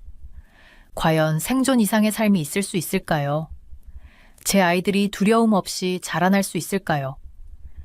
이런 생각들이 오늘 제 사무실 창문에서 본 작은 균열처럼 자꾸 커져갑니다. 작지만 점점 무시할 수 없을 정도로 모든 것을 깨뜨릴 것처럼 위협하고 있습니다. 매일 아침 일어나면 저는 새벽의 희미한 빛 속에서 아내인 지혜 씨의 얼굴을 봐요. 결혼한 지 15년이 지났지만 그녀의 부드러운 미소는 여전히 저에게 힘을 줍니다. 오늘도 대부분의 날처럼 그녀는 이미 저보다 먼저 일어나서 조용히 아침을 준비하고 있어요. 금속 젓가락이 그릇에 부딪히는 소리가 아파트 안에 울려 퍼져요. 우리 집은 평양의 회색 아파트 건물 15층에 있어요. 밖에서 보면 꽤 인상적이죠. 도시에서 나름 좋은 건물 중 하나예요. 제 동료들 중 상당수는 우리 집에 살고 있다는 걸 부러워해요.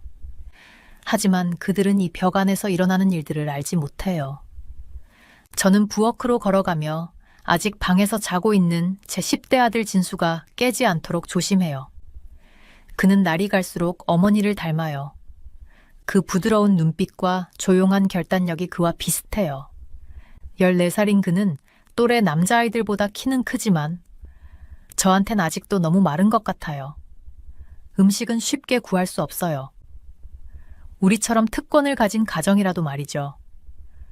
좋은 아침이에요. 지혜 씨가 속삭이며 죽을 하나 건네줘요. 우리는 항상 아침엔 조용히 말을 해요. 이 아파트의 벽은 얇아서 누가 듣고 있을지 모르거든요.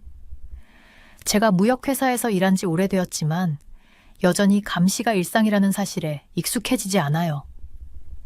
그때 우리 6살 딸 하준이가 부엌에 비틀거리며 들어와요. 그녀는 눈을 비비고 있고 검은 머리카락은 여기저기 튀어나와 있어요. 그녀의 분홍색 파자마는 중국에서 선물로 가져온 것이었는데 자고 일어난 탓에 구겨져 있어요. 파파, 그녀가 중얼거리며 제 무릎에 올라와요. 저는 그녀를 꼭 안고 작은 몸이 제 몸에 닿는 느낌을 받아요. 하준이는 언제나 연약했어요. 특히 그녀가 태어난 겨울은 매우 추웠고 그때 병원조차 난방이 되지 않았어요. 그때 지혜 씨가 아침 준비를 마칠 때쯤 전기가 나가요. 이런 일이 너무 자주 일어나서 이제는 크게 신경 쓰지 않아요. 지혜 씨는 부엌 서랍에 있는 비상용 촛불을 켜고 우리는 깜빡이는 불빛 속에서 계속 식사를 해요. 그때 들리는 소리는 숟가락이 그릇을 긁는 소리와 외부에서 들려오는 도시의 웅성거림 뿐이에요. 그 후 진수가 결국 식탁에 앉아요. 그의 교복은 깔끔하게 다려져 있고요. 그는 언제나 책임감이 강했어요. 어릴 때부터 어떤 실수나 불순한 행동이 우리 가족에게 문제가 될 수 있다는 걸 알고 있었죠. 오늘 학교에서 당 회의가 있어요. 진수가 조용히 말해요. 최고 지도자님의 최근 업적에 대해 배울 거예요. 저는 지혜 씨의 손이 죽을 쥔 채로 더 꽉 쥐어지는 걸 봐요. 그러니 이 업적이라는 것은 대개 새로운 제약이나 더 많은 규칙을 의미하죠. 우리는 그 어떤 발표에서도 그 이면을 읽을 수 있어요. 아침을 마친 후 저는 지혜 씨와 함께 설거지를 도와주고 아이들은 하루를 준비해요. 물이 또 다시 약하게 나와서 수도꼭지에서 나오는 물이 겨우 흐를 정도예요. 우리는 물을 아껴서 용기에 담아요. 언제 물 공급이 완전히 끊길지 모르니까요. 부엌 창문을 통해 보면 저 멀리에는 최고 지도자의 거대한 동상이 보이죠. 그 동상은 우리에게 영감을 주려는 목적이겠지만 저에게는 오히려 가슴에 무거운 짐처럼 느껴져요. 매일 아침 사람들이 그 동상 아래에 모여 꽃을 놓고 절을 해요. 여기서 보면 그 사람들은 마치 작고 여린 개미처럼 강제로 배운 의식을 치르고 있는 것 같아요. 오늘은 봄날인데도 아파트 안이 평소보다 더 차가운 느낌이 들어요. 난방이 몇 달째 제대로 작동하지 않아서 수리공은 부품이 없다며 고쳐줄 수 없다고 해요. 그래서 우리도 다른 사람들처럼 집 안에서 여러 겹의 옷을 입고 지내요. 거실에는 정부에서 승인한 행사에서 찍은 가족 사진들이 벽에 걸려 있어요. 최고 지도자님의 얼굴이 그려진 배지를 달고 있는 모습의 사진들 말이죠. 진짜 가족 사진들, 우리가 진심으로 웃고 있을 때 찍은 그런 사진들은 바닥에 있는 상자 속에 숨겨두고 있어요. 지혜 씨가 제 서류 가방을 들고 다가와요. 지난 10년 동안 매일 들고 다닌 그 서류 가방이에요. 그녀의 손끝이 제 손에 닿으면서 걱정스러운 눈빛이 담겨 있는 걸 봐요. 오늘은 조심해요. 그녀가 말해요. 아침마다 그녀가 하는 말이에요. 우리는 둘 다 그 말이 진짜로 무엇을 뜻하는지 잘 알아요. 말 조심하고 행동 조심하고 누구를 믿을지 조심해요. 나가기 전에 다시 하준이를 확인해요. 오늘 아침 그녀는 평소보다 더 조용하고 얼굴이 창백해요. 제가 이마에 손을 대보니 열기가 느껴져요. 점점 열이 나는 게 느껴져서 가슴이 조여와요. 북한에서 아프면 위험해요. 약을 구할 수 있다 해도 말이죠. 병원에는 기본적인 물품조차 부족하고 좋은 의사는 매우 드물어요. 저는 집을 나서며 재킷을 고추 쓰고 최고 지도자님의 얼굴이 그려진 배지를 달아요. 엘리베이터가 또 고장나서 계단을 내려가며 이웃들과 마주쳐요. 그들은 예의상 고개를 숙이지만 눈은 마주치지 않아요. 여기서 우리는 모두 똑같아요. 조심스럽고 조용히 언제나 발걸음을 살피며 살아가요. 밖에 나가니 아침 공기가 상쾌하고 길에는 이미 사람들이 일터와 학교로 향하고 있어요. 군용 트럭이 지나가고 기둥에 달린 스피커에서 애국적인 음악과 발표가 울려 퍼져요. 평양에서 또 다른 하루가 시작되었지만 저에게는 오직 하준이의 따뜻한 이마와 뭔가 변해야 할 것 같다는 느낌이 계속 맴도는 하루예요. 하준이가 병원에 왔던 그날 밤 저는 잠을 잘 수 없었어요. 딸이 열에 떨고 있는 모습과 그냥 소금물만 주세요 라는 의사의 무책임한 말이 머릿속을 계속 맴돌았어요.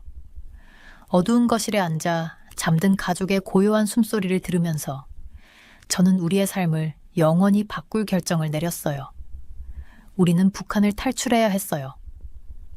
다음 날 아침 저는 가족을 다르게 보기 시작했어요. 그들과 함께하는 모든 순간이 소중하면서도 동시에 위험하게 느껴졌어요. 만약 우리가 탈출을 시도하다가 붙잡히면 우리는 모두 죽을 거였어요. 우리뿐만 아니라 친척들까지도요. 정부는 우리와 연결된 모든 사람을 처벌할 거예요. 그 생각에 속이 울렁거렸지만 병원 침대에 누워있던 하준이의 창백한 얼굴이 계속 떠올랐어요. 우리 아이들이 여기서 어떤 미래를 살게 될까요? 저는 무역회사에서 일하면서 몇 가지 유리한 점이 있었어요. 중국과 러시아로 출장 갈 수 있는 특별한 허가증이 있었거든요. 해외에 나갈 때마다 저는 조금씩 정보를 모았어요. 마치 퍼즐을 맞추는 것처럼요. 경비가 적은 국경 지역을 알게 되었고 북한 사람들이 탈출하는데 도움을 주는 사람들도 알아냈어요. 기차 시간표와 순찰 경로도 기억했어요. 아무것도 적을 수는 없었어요. 그건 너무 위험했기 때문이에요. 그래서 모든 정보를 머릿속에 담아두었죠. 또한 저는 돈이 필요했어요. 많이요. 우리는 국경을 넘고 중국을 지나는데 도움을 줄 사람들에게 돈을 지불해야 했어요. 그래서 귀중품들을 팔기 시작했어요. 하지만 사람들에게 들키지 않도록 조심스럽게 팔았죠. 먼저 아내의 금반지, 그녀의 부모님이 주신 결혼 선물을 팔았어요. 그 다음엔 어머니가 주신 옥팔찌를 팔았어요.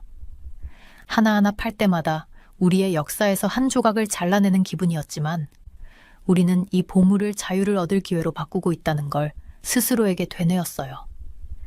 가장 어려운 부분은 모든 걸 비밀로 지키는 것이었어요. 북한에서는 벽에도 귀가 있다고 하잖아요. 정부는 집안에 도청 장치를 설치하고 모든 곳에 스파이가 있어요. 누구도 믿을 수 없었어요. 가까운 친구들조차요. 매일 아침 저는 충성스러운 척하며 당 회의에 참석하고 우리의 지도자들을 칭찬했어요. 밤에는 아내, 지혜에게 물이 흐르는 소리를 틈타 조용히 계획을 속삭였어요. 가족들에게 탈출 계획을 가르치는 건 마치 위험한 춤을 가르치는 것 같았어요. 실제로 연습을 할 수는 없었지만 그들은 정확히 무엇을 해야 하는지 알아야 했어요. 저는 10대 아들 진수에게는 조용히 걷는 법과 몇 시간 동안 가만히 있는 법을 가르쳤어요. 하준에게는 우리가 특별한 게임에 대해 아무에게도 말하지 말아야 한다는 이유를 설명했어요. 지혜는 우리가 가게 될 길을 외우고 만약 우리가 헤어지게 되면 어떻게 해야 하는지도 배웠어요. 저는 업무 출장 중에 탈출 경로를 준비했어요. 중국에서는 비밀리에 북한 탈출자들을 도와주는 사람들을 만났어요. 그들은 우리가 숨을 수 있는 안전한 집에 대해 알려줬어요. 저는 지도를 외우고 남한으로 가는 지하 네트워크에 대해서도 배웠어요. 매번의 대화는 위험했지만 이 사람들은 우리의 자유를 향한 보이지 않는 다리가 되어줬어요. 국경은 마치 치명적인 미로 같았어요. 전기 울타리, 개를 데리고 있는 경비원들, 숨겨진 카메라들이 있었죠. 가장 무서운 건 지뢰였어요. 땅속에 묻혀있는 보이지 않는 살인자들. 저는 몇몇 지역에 지뢰밭을 통과할 수 있는 길이 있다는 걸 알게 되었어요. 그 길은 탈출 안내자들만 알 수 있는 숨겨진 표지로 표시되어 있었어요. 우리는 강을 건너야 했고 저는 그 강을 건널 가장 안전한 장소를 찾는데 몇 주를 보냈어요. 제 직위는 다른 유용한 것들을 모을 수 있게 도와줬어요. 저는 따뜻한 옷들을 하나씩 숨겨두었어요. 썩지 않는 음식과 약도 비축했죠. 가장 중요한 건 우리가 필요한 서류들의 복사본을 구하는 것이었어요. 우리는 남한에 도달하면 난민 신분을 주장할 수 있어야 했어요. 시간은 모래처럼 손가락 사이로 빠져나갔어요. 매일 우리가 여기 있는 것은 위험했지만 너무 빨리 떠나는 것도 더 위험했어요. 계절이 바뀌는 걸 보면서 저는 적절한 순간을 기다렸어요. 가을이 가장 좋을 거라고 생각했죠. 밤은 어두워서 우리를 숨기기 좋고 날씨는 아이들에게 너무 춥지 않으니까요. 드디어 3달간의 준비 끝에 저는 완벽한 순간을 찾았어요. 10월 15일에는 달이 없을 거였고 저는 경비원들의 순찰 일정을 마음속으로 외우고 있었어요. 우리는 정확히 4시간 동안 가장 위험한 구간을 건널 수 있었어요. 저는 모든 세부 사항을 외우고 있었죠. 어떤 길을 가야 하고 어디에 숨고 언제 움직여야 하고 언제 멈춰야 하는지요. 탈출 전날 밤 저는 가족들과 거실에 앉아 있었어요. 모든 것이 평범하게 보였어요. 아무도 우리가 떠난다는 걸 의심하지 않도록 가구와 사진을 그대로 두었거든요. 저는 진수가 숙제를 하는 모습, 하준이 인형을 가지고 노는 모습, 지혜가 저녁을 준비하는 모습을 지켜봤어요. 이것이 아이들이 처음으로 살았던 유일한 집에서의 마지막 밤이었어요. 모든 준비가 끝났지만 저는 우리의 도박이 너무 큰 것 같다는 무게를 느꼈어요. 우리는 더 나은 삶을 위한 기회를 얻기 위해 모든 것을 걸고 있었죠. 그날 밤 하준이가 잠자리에 들 준비를 하면서 저에게 물었어요. 아빠, 내일 어디 가요? 저는 하준이를 꼭 안아주며 속삭였어요. 우리는 모험을 떠나 내 용감한 딸아, 자유롭게 살 수 있는 곳을 찾을 거야. 손이 떨리며 마지막으로 시계를 확인했어요. 10시. 평양의 가장 어두운 시간이 다가왔고 이제 출발할 시간이에요. 거실에 모인 가족들을 바라봤어요. 지혜는 하준의 작은 손을 잡고 있고 진수는 그들 옆에서 키가 크지만 두려워하는 모습이었어요. 이 순간을 우리는 속삭이면서 수없이 연습했지만 이제는 실제로 다가왔어요. 기억해요. 제가 조용히 말했어요. 우리 평범하게 걸어요. 뛰지 말고. 마치 할머니 댁에 가는 것처럼. 제 목소리는 제가 느끼는 것보다 더 차분하게 들렸어요. 우리 각자는 작은 가방 하나씩만 들었고 그 안에는 최소한의 필수품들, 음식, 물, 가장 따뜻한 옷만 담았어요. 그 외의 모든 것들, 사진, 추억, 우리의 모든 삶, 우리는 다 떠나야 했어요. 탈출의 첫 번째 부분은 계획대로 진행됐어요. 우리는 조용한 거리를 평범하게 걸어갔어요. 이웃들이 자고 있는 어두운 건물들을 지나면서요. 밤 공기는 차가웠고 모든 소리에 저는 깜짝 놀랐어요. 멀리서 들리는 개 짖는 소리, 바람에 흔들리는 나무십 소리. 하지만 우리는 계속 걸었어요. 한 걸음씩. 첫 번째와 두 번째 검문소는 쉽게 통과했어요. 저는 당국의 신분증을 보여주고 경비원에게 미소 지으며 날씨에 대해 짧게 대화했어요. 제 심장은 뛰고 있었지만 감시 속에서 살아온 수년이 저를 차분하게 만들어줬어요. 하지만 세 번째 검문소에서 모든 것이 달라졌어요. 그곳의 젊은 병사는 제가 아는 사람이 아니었어요. 그는 제 서류를 평소보다 더 오래 들여다보았고 의심스러운 표정으로 눈을 가늘게 떴어요. 왜 이렇게 늦은 시간에 어린이들과 함께 여행하시나요? 그가 손전등을 들이대며 물었어요. 하주는 눈을 찡그리며 얼굴을 엄마의 코트에 묻었어요. 저는 등에서 차가운 땀이 흘렀어요. 바로 그 순간이 제가 두려워했던 순간이었어요. 하지만 준비가 되어 있었어요. 저는 작업용 라디오를 꺼냈어요. 이것만이 저를 신뢰받는 공무원으로 표시하는 유일한 물건이었어요. 연습대로 저는 급한 지시를 받는 척하며 경비원이 알아볼 수 있는 공식적인 암호로 정적을 내며 말했어요. 대위님, 죄송합니다만 방금 긴급 지시를 받았습니다. 제가 말했어요. 걱정스러운 목소리를 섞어 보안 문제로 가족을 즉시 이동시켜야 합니다. 저는 숨을 참고 경비원의 얼굴을 살폈어요.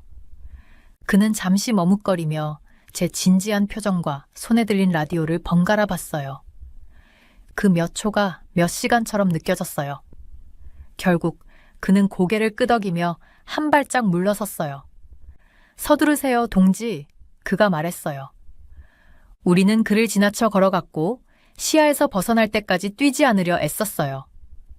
그 후 우리는 주요 도로를 벗어나 어두운 숲속으로 들어갔어요. 여기부터가 진짜 위험이 시작된 곳이었어요. 지뢰밭이 우리 앞에 펼쳐졌어요. 어둠 속에서 보이지 않았지만 저는 몇 달 동안 연구한 지도를 바탕으로 안전한 경로를 외우고 있었어요. 길을 표시하는 얇은 철사선이 있던 곳을 찾으며 걸었어요. 내가 밟는 곳만 따라요. 제가 가족들에게 속삭였어요. 진수야, 네가 여동생 도와줘. 우리는 그림자처럼 움직였어요. 한 걸음 한 걸음 신중하게 내디뎠어요. 들리는 소리는 우리의 고요한 숨소리와 발밑에 부스럭거리는 낙엽 소리뿐이었어요.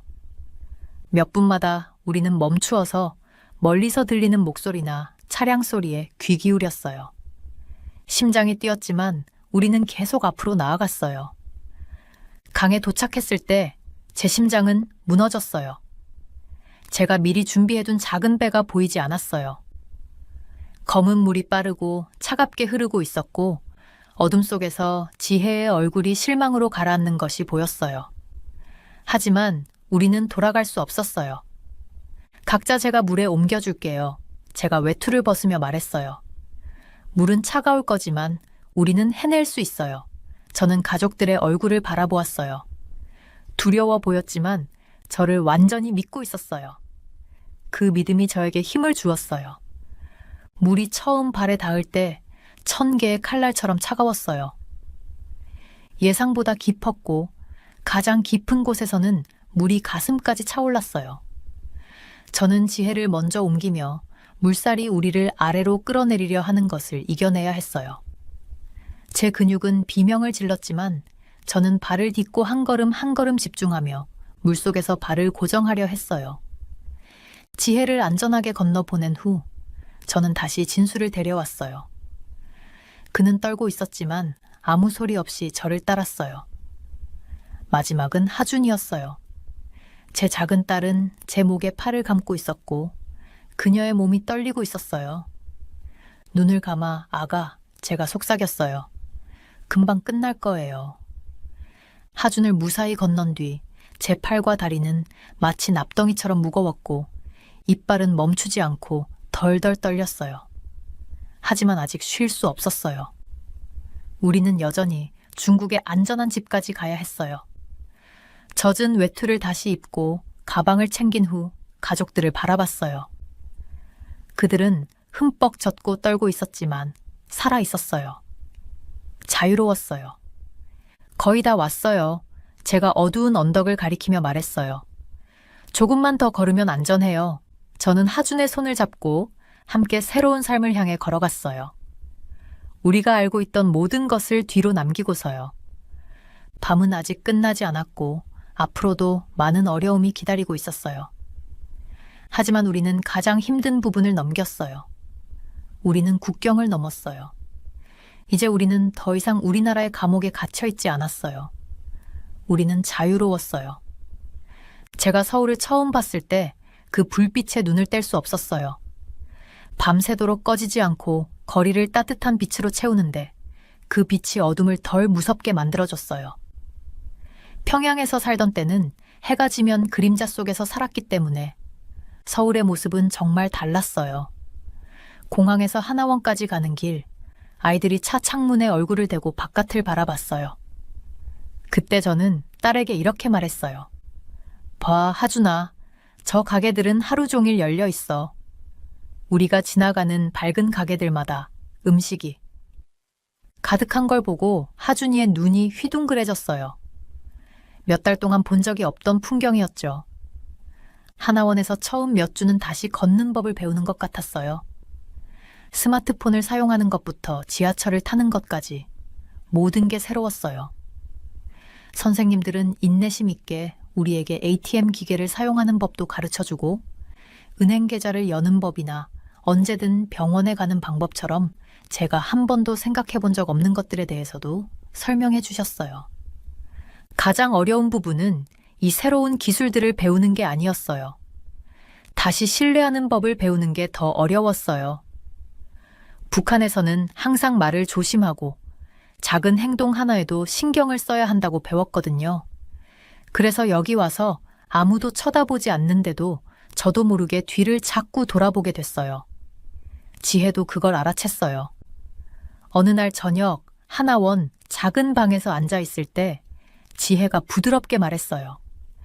이제 더 이상 속삭이지 않아도 돼요. 그 말이 참 위로가 되었죠. 우리 아들 진수는 가장 빨리 적응했어요. 며칠 만에 하나원 직원들이 컴퓨터를 사용하는 걸 도와주고 다른 탈북자들에게 소셜미디어 사용하는 법도 가르쳐줬어요. 저는 그가 마치 그늘 속에서 오랫동안 지낸 꽃이 드디어 햇볕을 받은 것처럼 피어나는 걸 지켜봤어요. 진수는 하나원에서 다른 또래 친구들과도 금방 친해졌고 그들의 웃음소리가 복도를 가득 채웠어요. 그 웃음은 우리가 북한에서 연습했던 그런 조심스러운 웃음이 아니라 진짜 웃음이었어요. 하준의 건강도 급격히 좋아졌어요. 여기 의사들은 단순히 소금물만 주는 게 아니라 진짜 약과 비타민, 건강한 음식을 주었어요. 하준의 얼굴에 다시 혈색이 돌아오고 기침도 사라졌어요. 매일 아침 하준은 어제보다 더 많은 에너지를 가지고 일어났어요. 어느 날 하준이 저에게 이렇게 말했어요. 아빠, 이제 배 아프지 않아요. 그 단순한 말 한마디가 우리 모든 희생을 가치 있게 만들어줬어요. 하나원에서 3개월을 보낸 후 우리는 새로운 삶을 시작할 준비가 되었어요. 한국 정부는 우리가 서울의 한 조용한 동네에서 아파트를 구할 수 있도록 도와주었어요. 그 아파트는 크지도 화려하지도 않았지만 우리가 그동안 결코 당연하게 여기지 않았던 안정적인 전기와 물이 있었어요. 새로운 집에서 첫날 밤 우리는 다 함께 바닥에 이불을 깔고 자고 각자의 방을 쓰기엔 너무 신이 나서 별로 신경 쓰지 않았어요. 일자리를 구하는 건 쉽지 않았어요.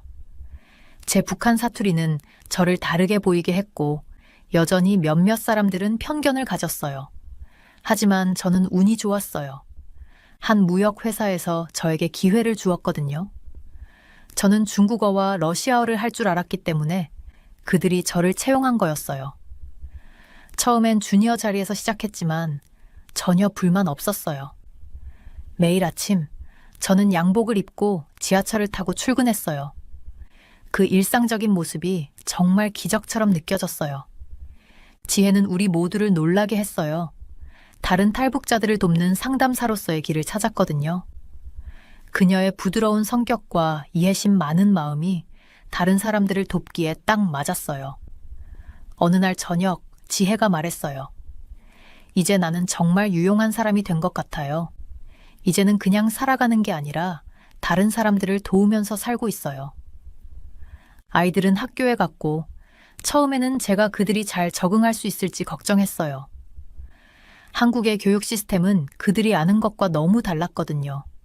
하지만 아이들은 참 강해요. 진수는 컴퓨터 동아리에 들어가서 소프트웨어 엔지니어가 되는 꿈을 꾸기 시작했어요. 하주는 점심시간에 간식도 나누고 쉬는 시간에는 새로운 게임을 배우면서 금방 친구들을 사귀었어요. 그들의 한국 친구들은 북한에 대한 호기심은 있었지만 결코 불친절하지 않았어요. 처음 몇 달간은 돈이 정말 부족했어요.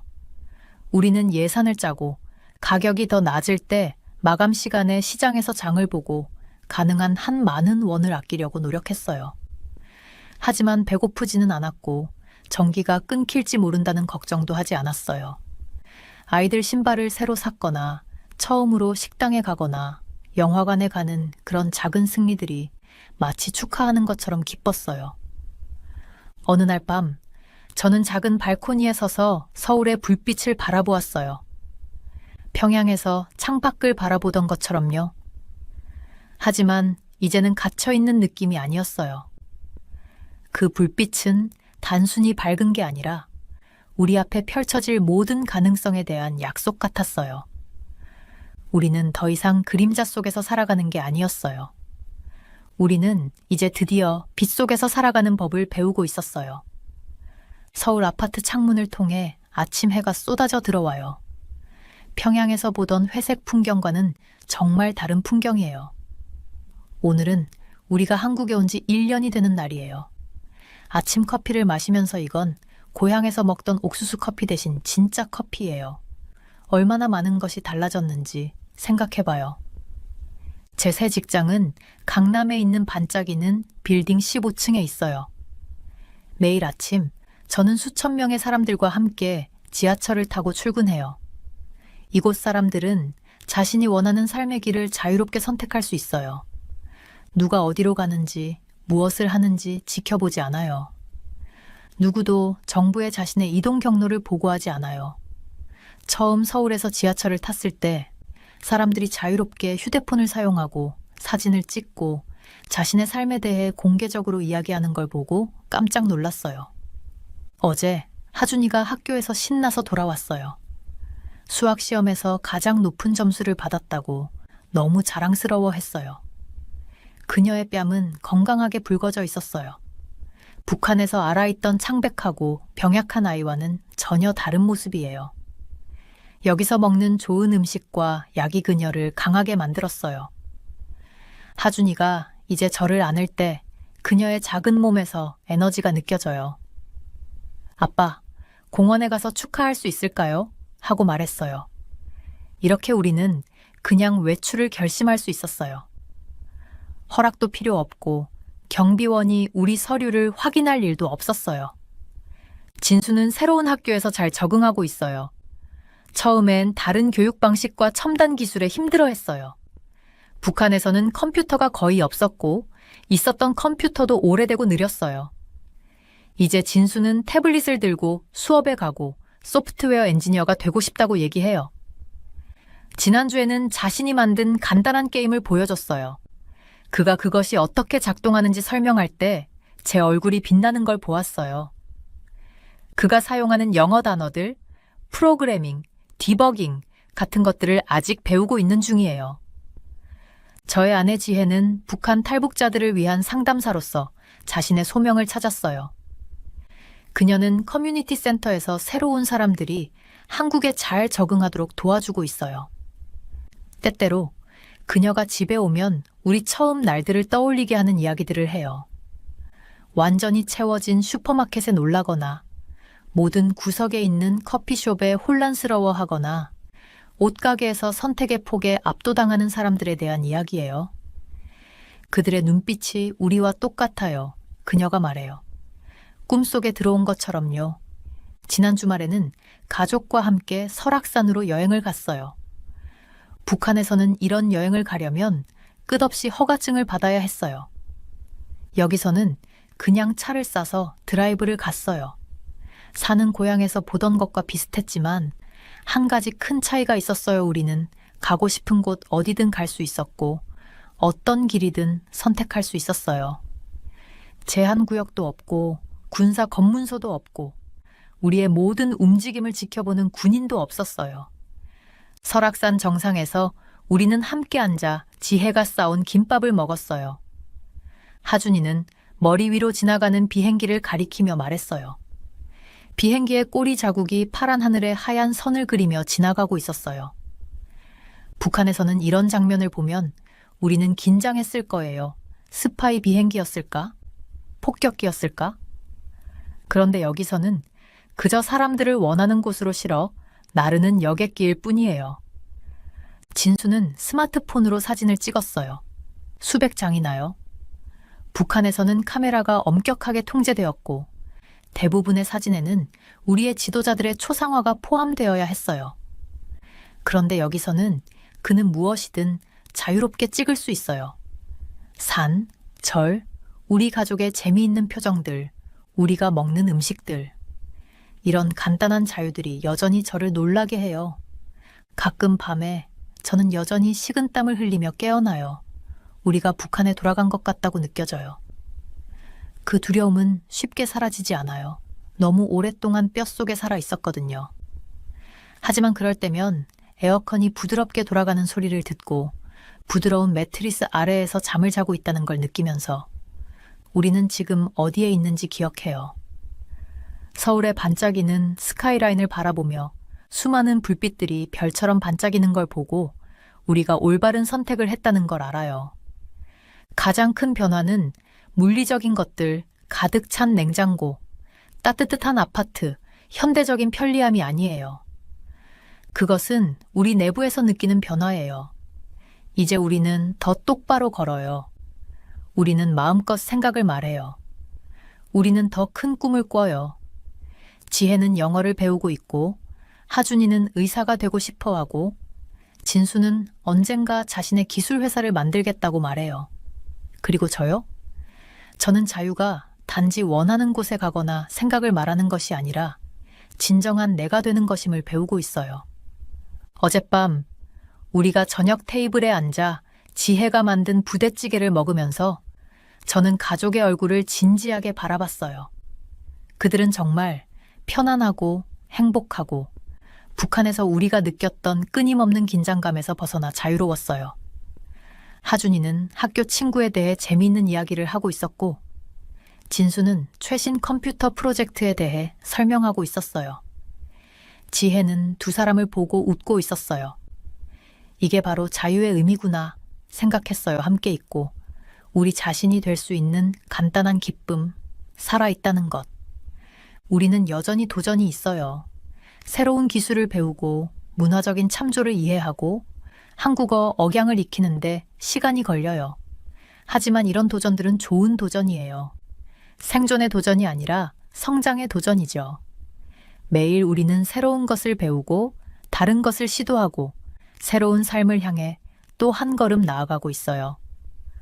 오늘 아침 출근 준비를 하면서 거울 속 제 모습을 봤어요. 평양의 창가에 서서 탈출을 꿈꾸던 그 사람과는 다른 사람이 보였어요. 그 사람은 두려움 속에서 살았어요. 하지만 지금의 저는 희망 속에서 살아요. 그것이 바로 진정한 자유죠.